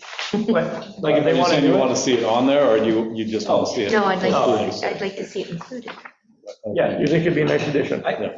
personally, I would be fine approving it with a conditional height floor cupola, having not seen it, knowing the HPD is going to look at it. Right, me too. Yeah. I would definitely prefer it would be, if there's a better drawing of it, that would certainly be beneficial, so we know exactly what the height is, but I think it sounds like we can accommodate it either way. Yeah. Yeah. And then, right, yes. Okay. What about the house height? Do we want to, I don't think I need to know that in particular, because I'm convinced it's smaller than the house, which is my only concern. Yeah, I think Steve's right. I think I it's can- probably 40. Try and get there at dusk with a laser measure and see if I can get to the ridge or something. but, Okay. I think you have enough to do in a short amount of time. Let's not get, We're not there. you want a ladder on that. We don't want to, we don't want to be too intrusive here, and if it's really not going to change your mind, I'm not going to ask for it. Right. Yeah. But it's got to be roughly 40 feet or so. It's tall. I know, it's a nice house. Yeah. So I guess that's our comments for now. Any opinions on the breezeway? Well, we had a comment that most of us prefer the driveway in front, but I think the reorientation of the garage also makes sense, as he explained. So I don't care one way or the other, I can accept it either way with the driveway. Is that other people's opinions? Yeah, I'm going to defer to HPV on this one. I think it looks nice as it's been presented tonight and as it was presented before. Okay. All right. Oh, Mike, you've returned. We didn't ask you for comments yet. Did you have any comments? No, sounds good. All right. So when can we, so you're going to try to get drawings in on Monday. I will have drawings in on Monday. And so let's talk If about. I can, I'll scheduling. have them in on Friday, but So, Monday the- is the deadline and a $50 application fee. so 23rd is the Monday. meeting, is a Monday, which is the actual meeting date of the HPB. So if he needs drawings in on the 9th, that's 2 whole weeks before the meeting. So are they actually requesting it to come further than allowed by code? We have some issues going on, so, So yes. so they're asking for it, okay. All right, well, he says he can get it in by the 9th, so if that's what he wants. So it sounds like anytime next week or even the following week would be open for us to have a meeting and continue discussions of this. So are there any preferences? Name an evening. I'm with another board on the 11th and on the 17th. Well, two different So boards. if we get the drawings on the 9th, then we want to post them and give the public a Right, week so to they have time to see them. see it. Right, So I we're need, looking at the week of the 16th. At Yeah. least 3 days. How Yeah, about the 18th? 18th sounds, The 18th. I'm good. 2 weeks? The 16th is a holiday, it's Martin Luther King Day. Yep, the 18th. 18th is a Wednesday. Yep. 6:30 again? I have no problems with Wednesday, the 18th. Kristen, do you know if there's any conflicts? Not at the moment. So PZBA, So I have a quick question on timing before we go with 6:30. Kristen, I know on the days that we have late meetings at 6:30, you stay through. I don't know if you gap out and come back, how that works. Is it amenable to everybody here to try to do it earlier? Because I don't think this is going to be a long meeting. I can't, No? like, quarter after. Quarter after 6? Yeah. Okay. Are there any days that you could, perhaps, or is 6:30 generally a good time? Friday, but we don't want to Yeah, do we that don't wanna do Friday. The next question, would we have a quorum if we did it? And is there anything that you'd have, if we did it earlier that day, just for this purpose? Is that of concern? No? Any other comments? So you're talking about you possibly can't do late? you No, I can do earlier? late. I can do late. I'm just trying to be And- respect. The initial question was just to be respectful to Kristen, who stays late those nights, and extra meetings after extra meetings can add up. So I was just trying to accommodate an earlier time, but if we want to go with 6:30, I'm very comfortable with that. My calendar allows. I could do, You could get here 6:15. as quickly as possible after 6:01. We could say 6:15. I appreciate that, Dave. I'm okay with that date. I don't have any conflicts on my calendar. Joanne, do you have any conflicts? No, that sounds good to me. This is what date again? 18th. The 18th, The 18th. Wednesday, the 18th. 6:15. Okay. If everyone's okay with that, then what I'm gonna do is we opened the public hearing. I think that we've come to a decision here that we are going to leave the public hearing open and still keep accepting public comments. And we are going to hold a special meeting on Wednesday, January 18th at 6:15 PM to continue discussion of this. And at that meeting, so far, we've heard not many concerns from board members. We are very much interested in hearing any more comments from the public. And by all means, if you, the property owner and their neighbors want to get together and have a shrubbery design party between now and then, you guys can have fun and do that. That's fine by me. So I'll go ahead and make a motion then to keep the public hearings open and continue discussion on the 18th at 6:15. Second, Okay, how do we vote? Aye? Aye. I, Aye. Aye. Okay, motion carried. Okay, thank you. I'm hoping that's reasonably accommodating to everybody. It is, thank you. And I'll read off again, just so everyone has it for the record, what we were asking for some changes were to show driveway width at regular intervals. Mhm. And it sounds like it's all the way from the street to the garage. So I don't know what, we'll let you and maybe the building, you can figure out what you deem is reasonable and go over it with the building inspector. Yeah, I mean, the current driveway, the way it's drawn on the provided information I have is not, a consistent width, but I'll try to, because we're going to try to stick with that. I Okay. can draw something more consistent. Yeah, so if you figure out at 20-foot intervals or something like that, whatever makes sense to you. Okay, if you have a copy of the survey, we'd like to see a copy of the survey for the property. We would like the side setback shown to the adjacent property to the garage. And we would like the building dimensions specifically listed on the drawings. Okay, so all of those, I think, are pretty reasonable requests. So that is that. So we will see you on Wednesday, the 18th. So you are the property owner. All right, thank you. Thank Yeah, you. thank you. Nick? Nice. Don't forget your drawing. Thank you. Do you want me to post this under tonight or wait until I get the update?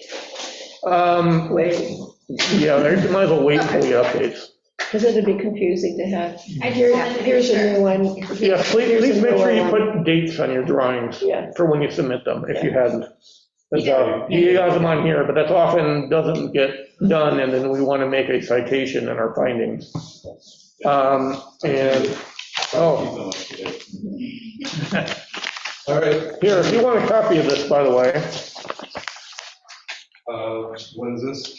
this is a copy of a draft of our decisions. We haven't filled them in yet, but those cover all the criteria we're going to look at, and we're going to discuss them as a board. If you look on the next pages, basically, we'll make a 1 or 2 sentence finding for each of the various criteria. And I just want to be, If applicable. yeah, if applicable. A lot of things aren't applicable. Right. So if you're not changing something, we're not going to ask you for it. And so, for example, snow removal plan, I think you guys can figure that out, and we're not going to be concerned about your snow removal plan. Not in Buffalo. so. Well, you got plenty of place to put it on your property. Yeah. Okay, All set. This All right. That's not for me. No. Okay. Thank you. All right. Night. good night. Kristen, getting these back, are they helpful for next time? The decision on area variance and site plan, do you just want the copies back? Are they gonna change? We're just gonna update the dates, and that's it, I think. Yeah, so don't worry. And about it. we'll update the dates in the building height. We can revise them. Okay, that's fine. You can just leave mine, I can toss them. Thank you.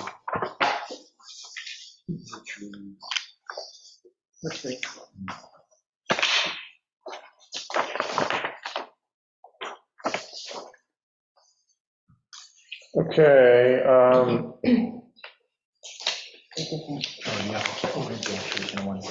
okay, so the next thing on our agenda is what do we want to do here? Do we want to go over the meeting minutes for the Boughton Avenue one? You want to do that first? Yeah. And then I can leave and you guys can discuss what to do with minutes for the other one that I'm looking at. Okay. So we have a copy of minutes here, and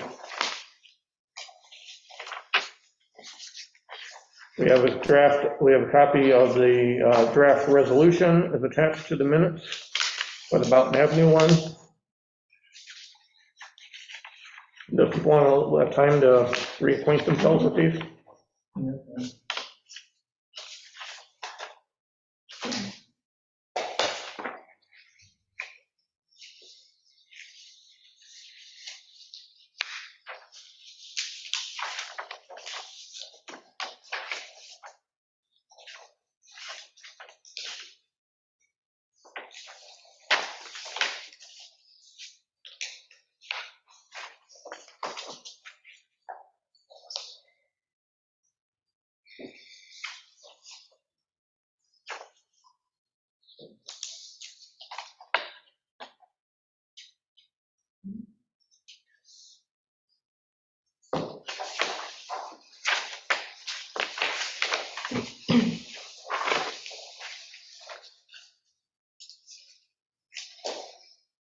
Skin is so dry. My eyes, my eyelids, With my humidifier going at home, it helps. You're not spending enough time on your porch. what? You're not spending enough time on your porch. It's true. It's a little cold and rainy. Good point. Yeah, it is that time of year, isn't it? At least it's not snowing. I don't have anything. I have no comments. It looked good. I'm good, yeah.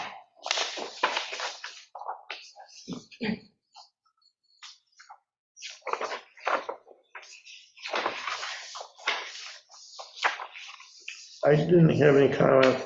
The only thing I thought of after I originally looked at these is I was wondering if we should stick the building inspector's letter in here where he made his observations. But I think that was summarized in either the findings or the opening paragraph where it was relevant. He wrote us a little email that was like one paragraph that said he had that talked about drainage and landscaping and a few other matters. But I think we addressed Yeah, those. we said Yeah. that in the Okay. resolution. And that can be in the file, in the record, in the file. Right. Okay, I'm fine with leaving it out. Otherwise, I don't have any thoughts. I think, Kristen, you did a good job of having brief minutes for this meeting when there wasn't any controversy. Yes. You got a good summary, and it was brief and to the point. Yep.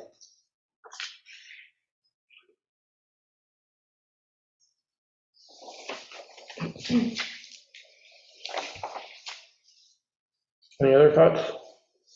No. Dave, I see you scribbling a few things, or you on something else? Yep, so I wasn't there. Okay. Oh, that's right. Mike, did you have a chance to review the minutes? Hey, you can vote on the minutes. Should be good. So you had no concerns?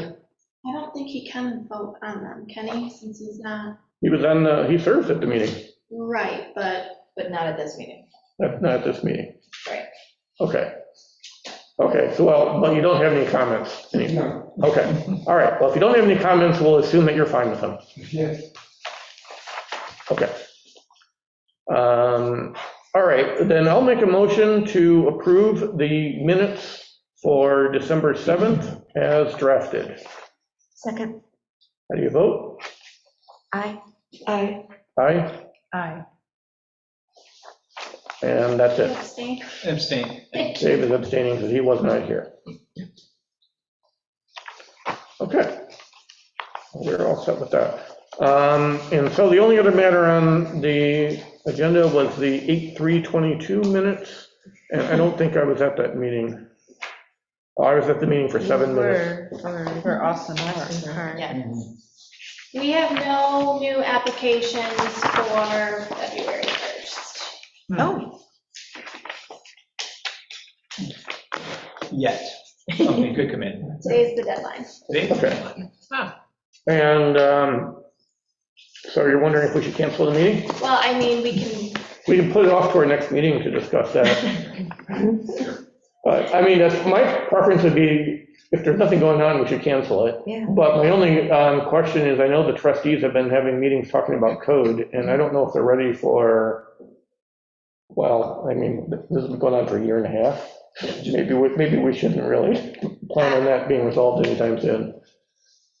I know they had a meeting, I try not, And they may move forward independent from us with actions that affect our boards and not ask for opinions too, and that's, but I haven't seen anything. Like there's no code that's been presented to the public for review or adoption, so they may still come to us for, yeah, I think they're still Yeah. meeting and. yeah. Yeah, so the way that worked in the past is they came up with a draft of some code, so we submitted a list of some concerns, and Steve submitted a list of some concerns. They'll come up with a draft. Yeah.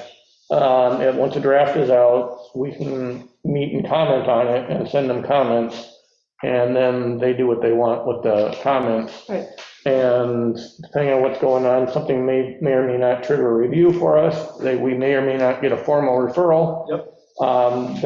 We don't know what's going on yet. That's That's right. premature to evaluate it, but That's right. it sounds like we'd at least like the ability to submit comments to them once a draft is out there, so. And it may be we only find that notice vis-à-vis public notice rather than a formal request.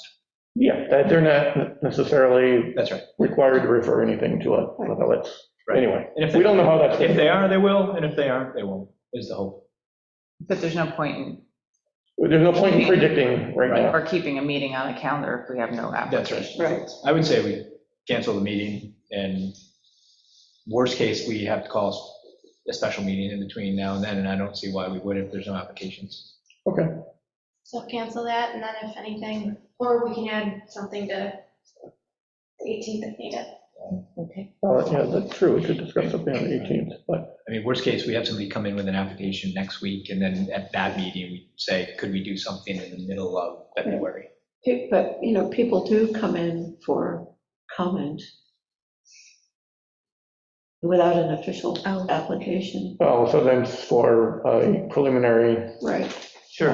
Yeah, so somebody opinion. might request that, and I don't know, I'd say we just accommodate it then rather than keep it on the calendar. Okay. Okay, so I'm okay with removing it, and if we decide if something happens that makes us want to schedule a special meeting, we can always schedule a special meeting. Okay. And I think Steve understands that flexibility that we have, so if somebody came in and we didn't have a meeting in February, we'd say, hey, somebody wants to. He would be extremely happy, I will tell you that. And when I put cancel meeting, I'll put, because we need to change the information only part. So what the mayor wants to do is add at the end of the meeting, like a 20-minute workshop where anyone with information only questions, that's going to be their time. And instead of coming in and talking for 45 minutes about something, each person, it's going to be a workshop where you get your couple of questions answered, but it's not like a back and forth type scenario. It's going to be like a 30-minute workshop, questions on projects, input, things like that. So it's going to be added to the end of the agenda. And if a meeting is canceled or a meeting has too many agenda items and it's going to be too long, then it's going to be moved to the following meeting, subject to the chairperson, or if the meeting's canceled, the next meeting is such and such a date. So when I post online that it's going to be canceled, I'm going to try to add something to the effect of. If anyone's interested, if anyone is interested in talking to board members about it, there is a whole process for, what is it? I can't remember what it's called. Pre-review or? Yeah, the pre-application conference. Anyone can request pre-application conference, and that would usually involve the board, 2 members of each board involved, and the building inspector and clerk and anyone else. And we can schedule this a special time to discuss something with the applicant. This is outside of the meeting. And usually that's not necessarily for board members to dictate the design of it, but we can answer some basic questions from the applicant, at least look at a preliminary design. But that's allowed in code. What we convey is, I guess, depends on the situation, but that's allowed. And then that's outside of the meeting. When was the last time we had someone come in to us? I don't think it's happened in 2 years. I don't think it's happened. I can recall maybe 2 people in the last, Right. I Yeah. don't know, 5 or 10 years or whatever it is that have been interested in some opinions of ours. I think they mostly talk with Steve by the time they get to us. Sutherland. I wasn't here for that. So anyway, so my comment to you and the mayor is we have never essentially gotten people to come in for conferences, so. All right. That's not really a problem, at least with us. I know the HPB sees that far more often. All right. So shall we move to these? Okay, I will exit this then and let you guys go over that. Since the bulk of that meeting, I was not attending, so. Justin, you can just sign that resolution. I think it was for the one that was approved. Okay, thank you.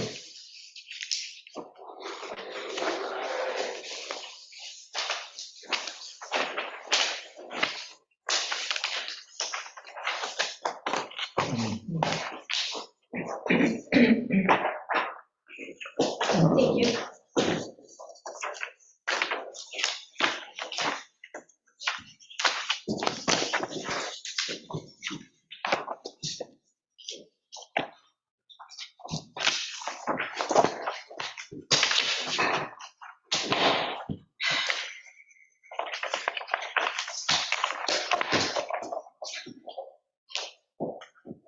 Thank you, everybody. Good night. Night. Thanks, Justin. Good to see you. Yeah, good to see everybody. Happy New Year. You too. All right, so Justin has stepped away because he is recused from 75 Monroe. So as acting chair of 75 Monroe, we'll move forward with minute approvals for the August 3rd PZBA meeting, which entailed the site plan approval, moving it forward to the engineering and technical review stage, which was phase 3. So we've had some comments about the minutes, and Bridget, would you just give maybe a brief summary as to why, what we updated? I wasn't at the last meeting in December. There were some comments on verbiage, wasn't there? Yeah, yes, in regards to the appeal, but that's not. That's on about this. the, okay, that's on the site plan Yes. decision, not on the minutes. Right. Were there any additional comments on the minutes that anybody wanted to share?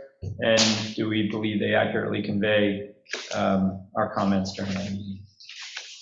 On the last page of the site plan, it says, "The board does hereby grant site plan approval of the site plan dated November 12th, 2021 with the following conditions." The motion was read that the amended site plan was approved for July 20th, 2022, and the actual amended site plan was actually July 15th, 2022. I don't know what that November date should be changed to, or, because that was the original date of the site plan, not the amended. Okay. Bridget? I think this should change. Yeah, so it should be the amended. Mhm. It So should do you be- want it to match the motion or The actual date of. the action, so the 7/15/22?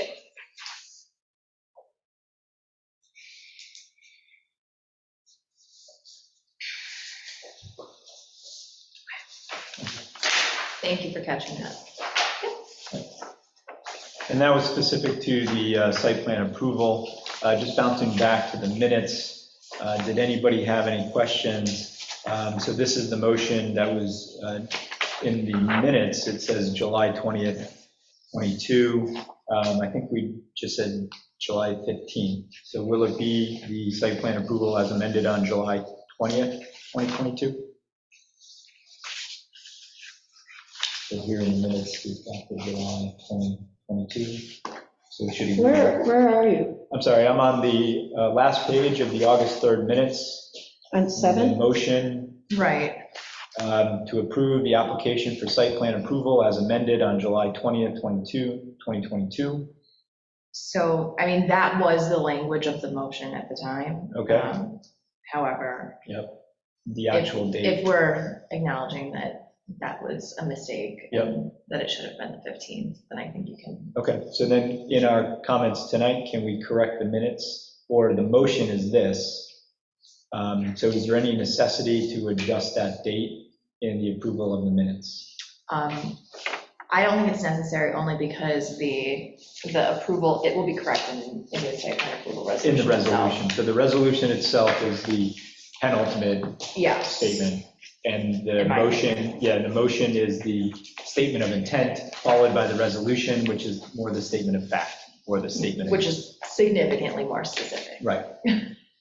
Okay, Okay. sounds. Yeah. Right, And there were other documents dated July 20th that were submitted with that site plan, so it was more or less like that's who received it. Yeah. Thing. okay. Right. So then, I have no concern with the minutes as they're written now. Does anybody else?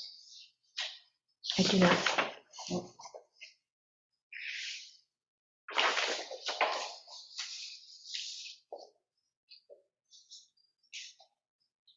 And I think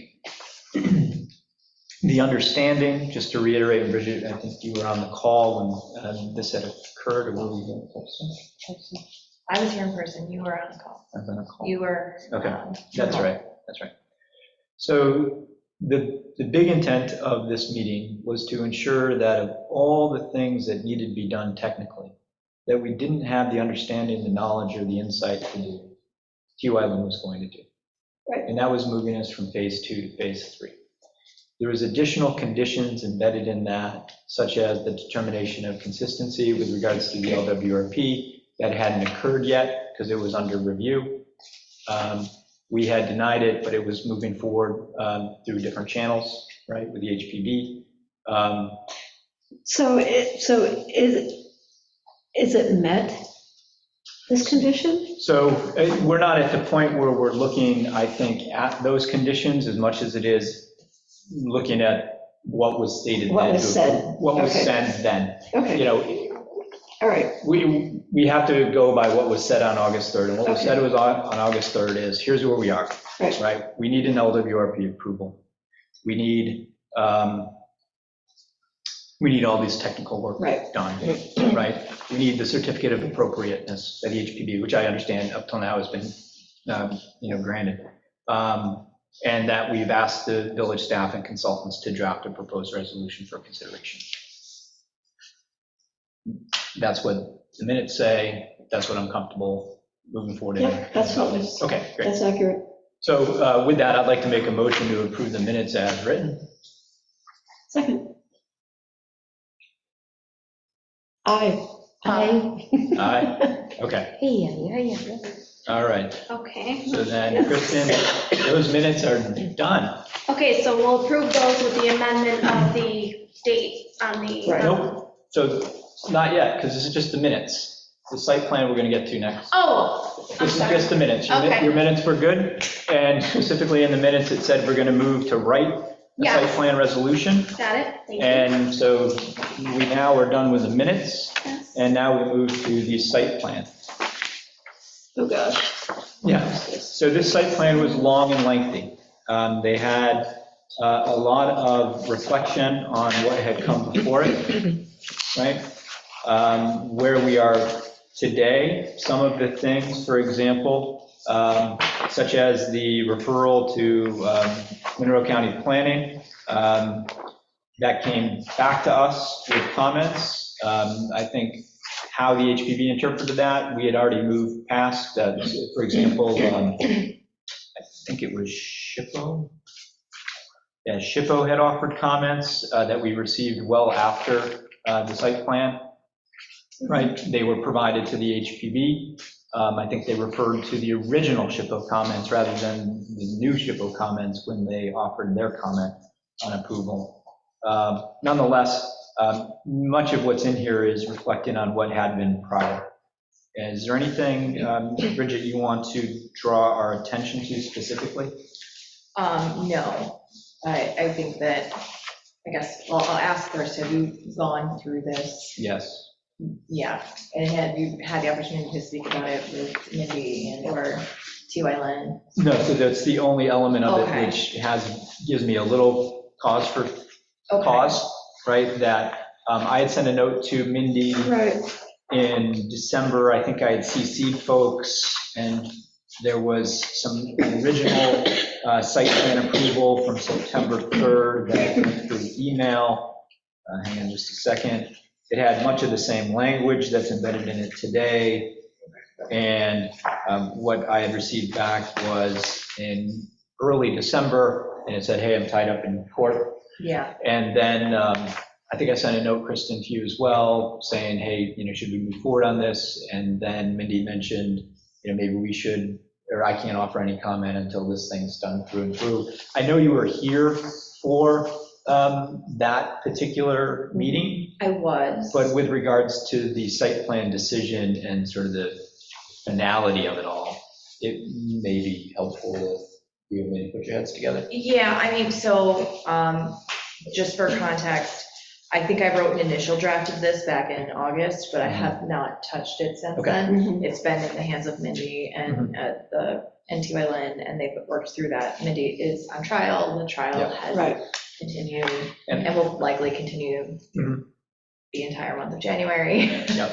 And my understanding too is some of the language elements of it that TY Lin was going to craft with Mindy in consultation with Mhm. attorneys. I don't know if TY Lin had received or was intending to receive funds for that work in advance or having an escrow account held at the village. I believe there was, and I listened to the last December 15th village board meeting that did contain some comments on the escrow for stage 3 or phase 3, the technical review stage. But that was for the full technical review stage, not necessarily the work to ensure the site plan approval document was matching everything that it intends to be. So I don't know what T-Wyland's intent was. I think we just pause it and wait for Mindy to offer comment and go from there.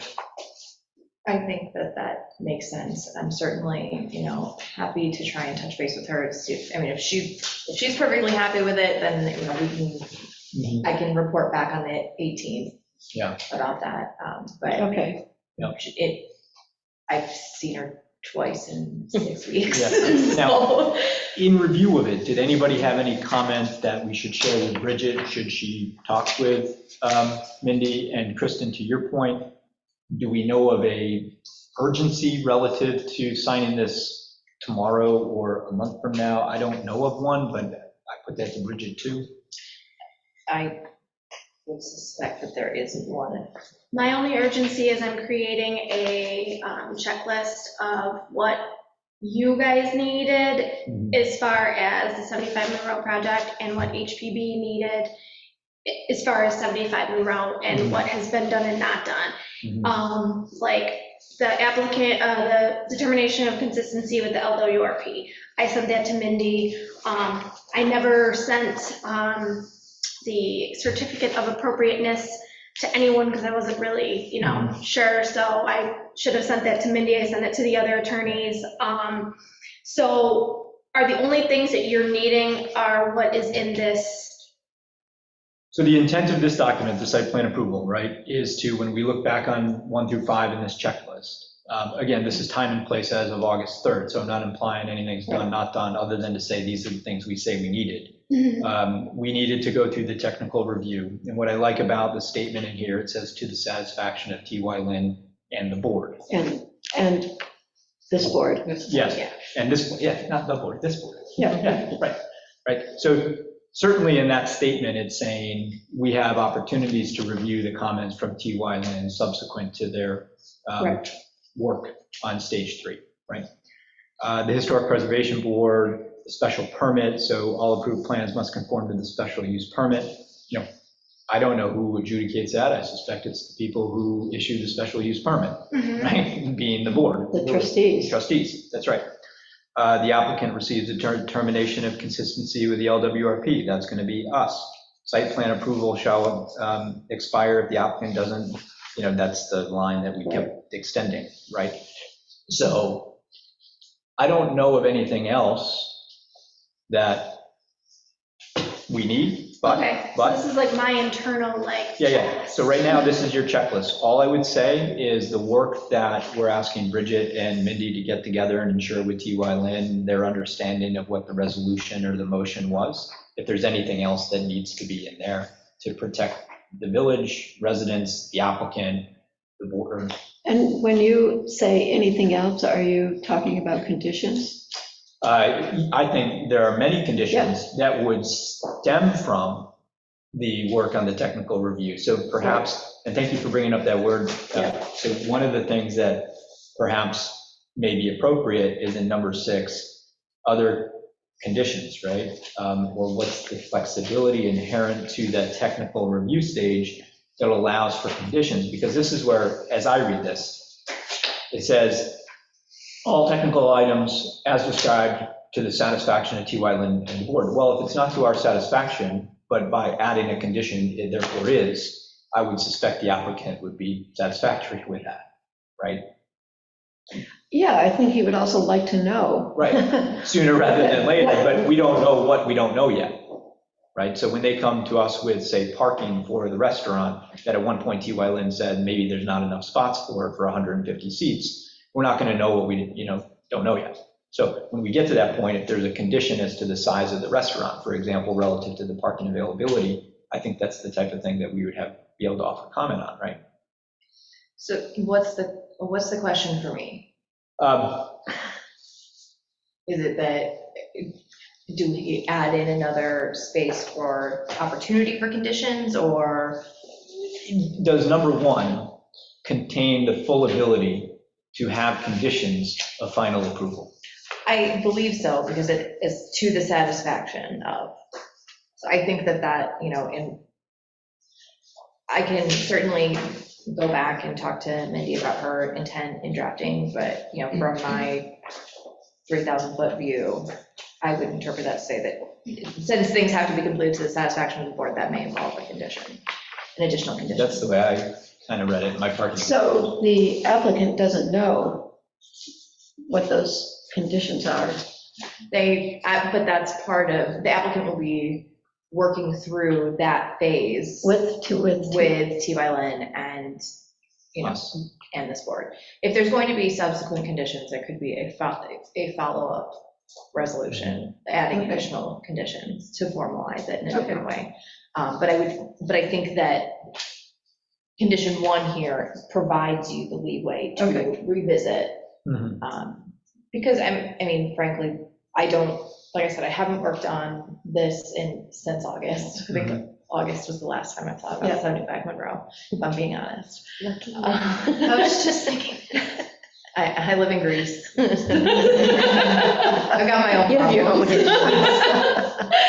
So I have not thought too much about it. However, I think, that my recollection is that the intent was that the applicant, TYLN, would be working together. And there could even be minor modifications as a result of working through that list. So I think that adequately contemplates that there may be a need for further conditions to reach the board's satisfaction. And that would be specific, though, if my understanding is correct, only to the technical elements as reviewed in phase 3, not anything correct heretofore. Right. We're not reopening Right. So any for of the other issues. as a great example, and this is to the public's benefit if they're listening, or if they listen after the fact, traffic studies, right, were done under seeker. Seeker was granted approval. Even if we hypothetically required or requested a new traffic study to be done, it has no bearing on the subsequent site plan approval because it was completed under seeker. It's the parking and circulation of traffic within the lot that is being reviewed under stage 3, the technical phase. And that's what we could have conditions on, but certainly not the effect on. Right, it's going to be limited to the technical items that are described in that task 2 report. So it's a very specific list of items, which the applicant is aware of and responded to, which is part of why this board granted approval back in August. And when we look through those, when we look through those site plan review, right, A through it all, each one of these in this site plan approval document will suggest at the end of it, the adequacy, for example, and arrangement of vehicular traffic and circulation is subject to further review during the technical review stage. It's my understanding that the intent of this document is anywhere where we have the ability to add additional conditions of review subject to our approval and/or TYLN's, it would be that line specifically that has to be embedded in that letter C, D, E for us to add a condition. If it's not, for example, based upon the 2014, there's some in here that don't include that language, and I think we basically would have a pass on. Need to pass on. Right. Like pedestrian and bicycle access. Right. Yep. That ship has sailed. Right. Certain ships have sailed. That's correct. Right. Yep. Certain ships have sailed. So again, this was as of August 3rd. So as of August 3rd, we've got that work to do. The HPV, the LWRP, the special use permit. So my understanding is the village board could, if they chose to, modify special use permits prior to shovels in the ground. Right? These are things that can be done, and this approval is conditioned upon all of those things. Okay. I have a teeny tiny little comment on number 1 in the resolution, TYLN. You want to capitalize Y. When I said small, I meant. Oh, I didn't even write this. Somebody wants to capitalize Y. Page 1. No, page Page 7, seven. Page under the 7. resolution, the Oh, first okay. paragraph. It might be elsewhere. I'm terrible when I write my own stuff, but I'm very good when I review other people's stuff. Although I do have the capability because I can edit this, so right. what, you said 7? Page 7, and then the paragraph 1 under the Oh. resolutions. Yep, got it. Kristen, if you want to, and if it's helpful, Bridget, to you, for her to make that small adjustment and the adjustment on the date, and then send this out to all of us, Bridget and Mindy, and just say, please offer comment specific to you guys. That's fine with me. Okay, and then we'll maybe we'll move forward on this in a couple of weeks. Okay, so just, the date and then the T.Y. Lynn and that's. That's it right now. That's the Oh, two. That's okay. it right now. Sure. Yep. Um, I think it was next month, or this month, maybe, the village board was hoping to figure out what the total escrow would need to be for the applicant. And then I think at that point, it's moving forward and obtaining funds and starting that process. That's where I understand we are. I think there would only be extreme urgency in getting this signed if they were ready to apply for a building permit, which doesn't sound like that's the case. Right. Okay, great. Do we need to make a motion to table this until further meeting? It or- wasn't even on for Was on the today. agenda. Yeah, it was? Was not on the Yeah, agenda. so, Oh, see, I included it as the minutes for 8-3 because I didn't treat it as a separate thing. oh, okay. But that's fine, because now I know that they're separate, so Yeah, that's great, okay. so we don't need to make a motion to separate them. It's just the minutes were done, the minutes were in there, that's done. Yep, This just happened to be something to talk about. separate, okay, Okay. perfect. That sounds great.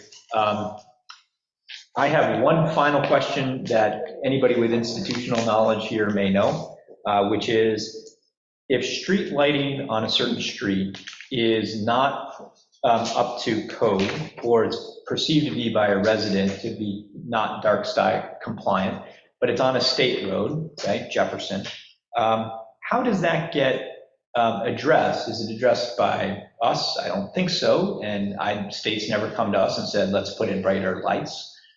So is this a code enforcement officer where that resident should simply send a note to Steve, or is it to Zach? Does anybody What know? kind of light is it? It's a big bright LED that doesn't have a down, it doesn't have a like focus. A shield? And it's basically pointing at front porches in ways that is nearly blinding.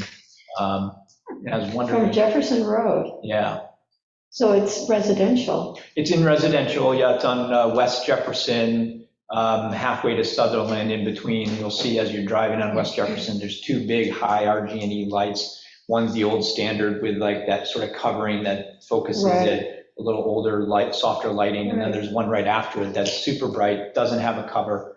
And they just put in a new pole and a new light. And so now there's a resident that, Is it So an RG&E RG&E.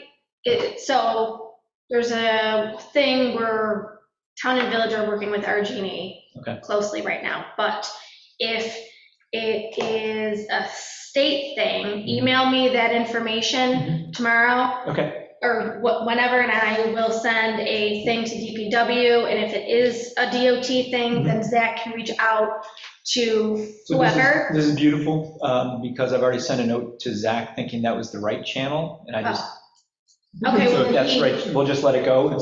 Okay, Okay, and so then, that is the right approach for residents to take when or me to assist. That's all great. yep, and then he can reach out to whoever, and if it's not DOT, mind you, DOT doesn't really, they, Which is reason, yeah, let's get move that I feel along. like your facial expression said it all. Yeah. I know, my facial expression, they're a mask. because- Great. It's DOT, that's it. That's Yep, what we need to that's say. I'll make a motion to close. Second. Aye. Aye. Aye. Motion passes. Oh. Thank you, I gotta everybody. stand up. Didn't think anybody needed another No. opportunity.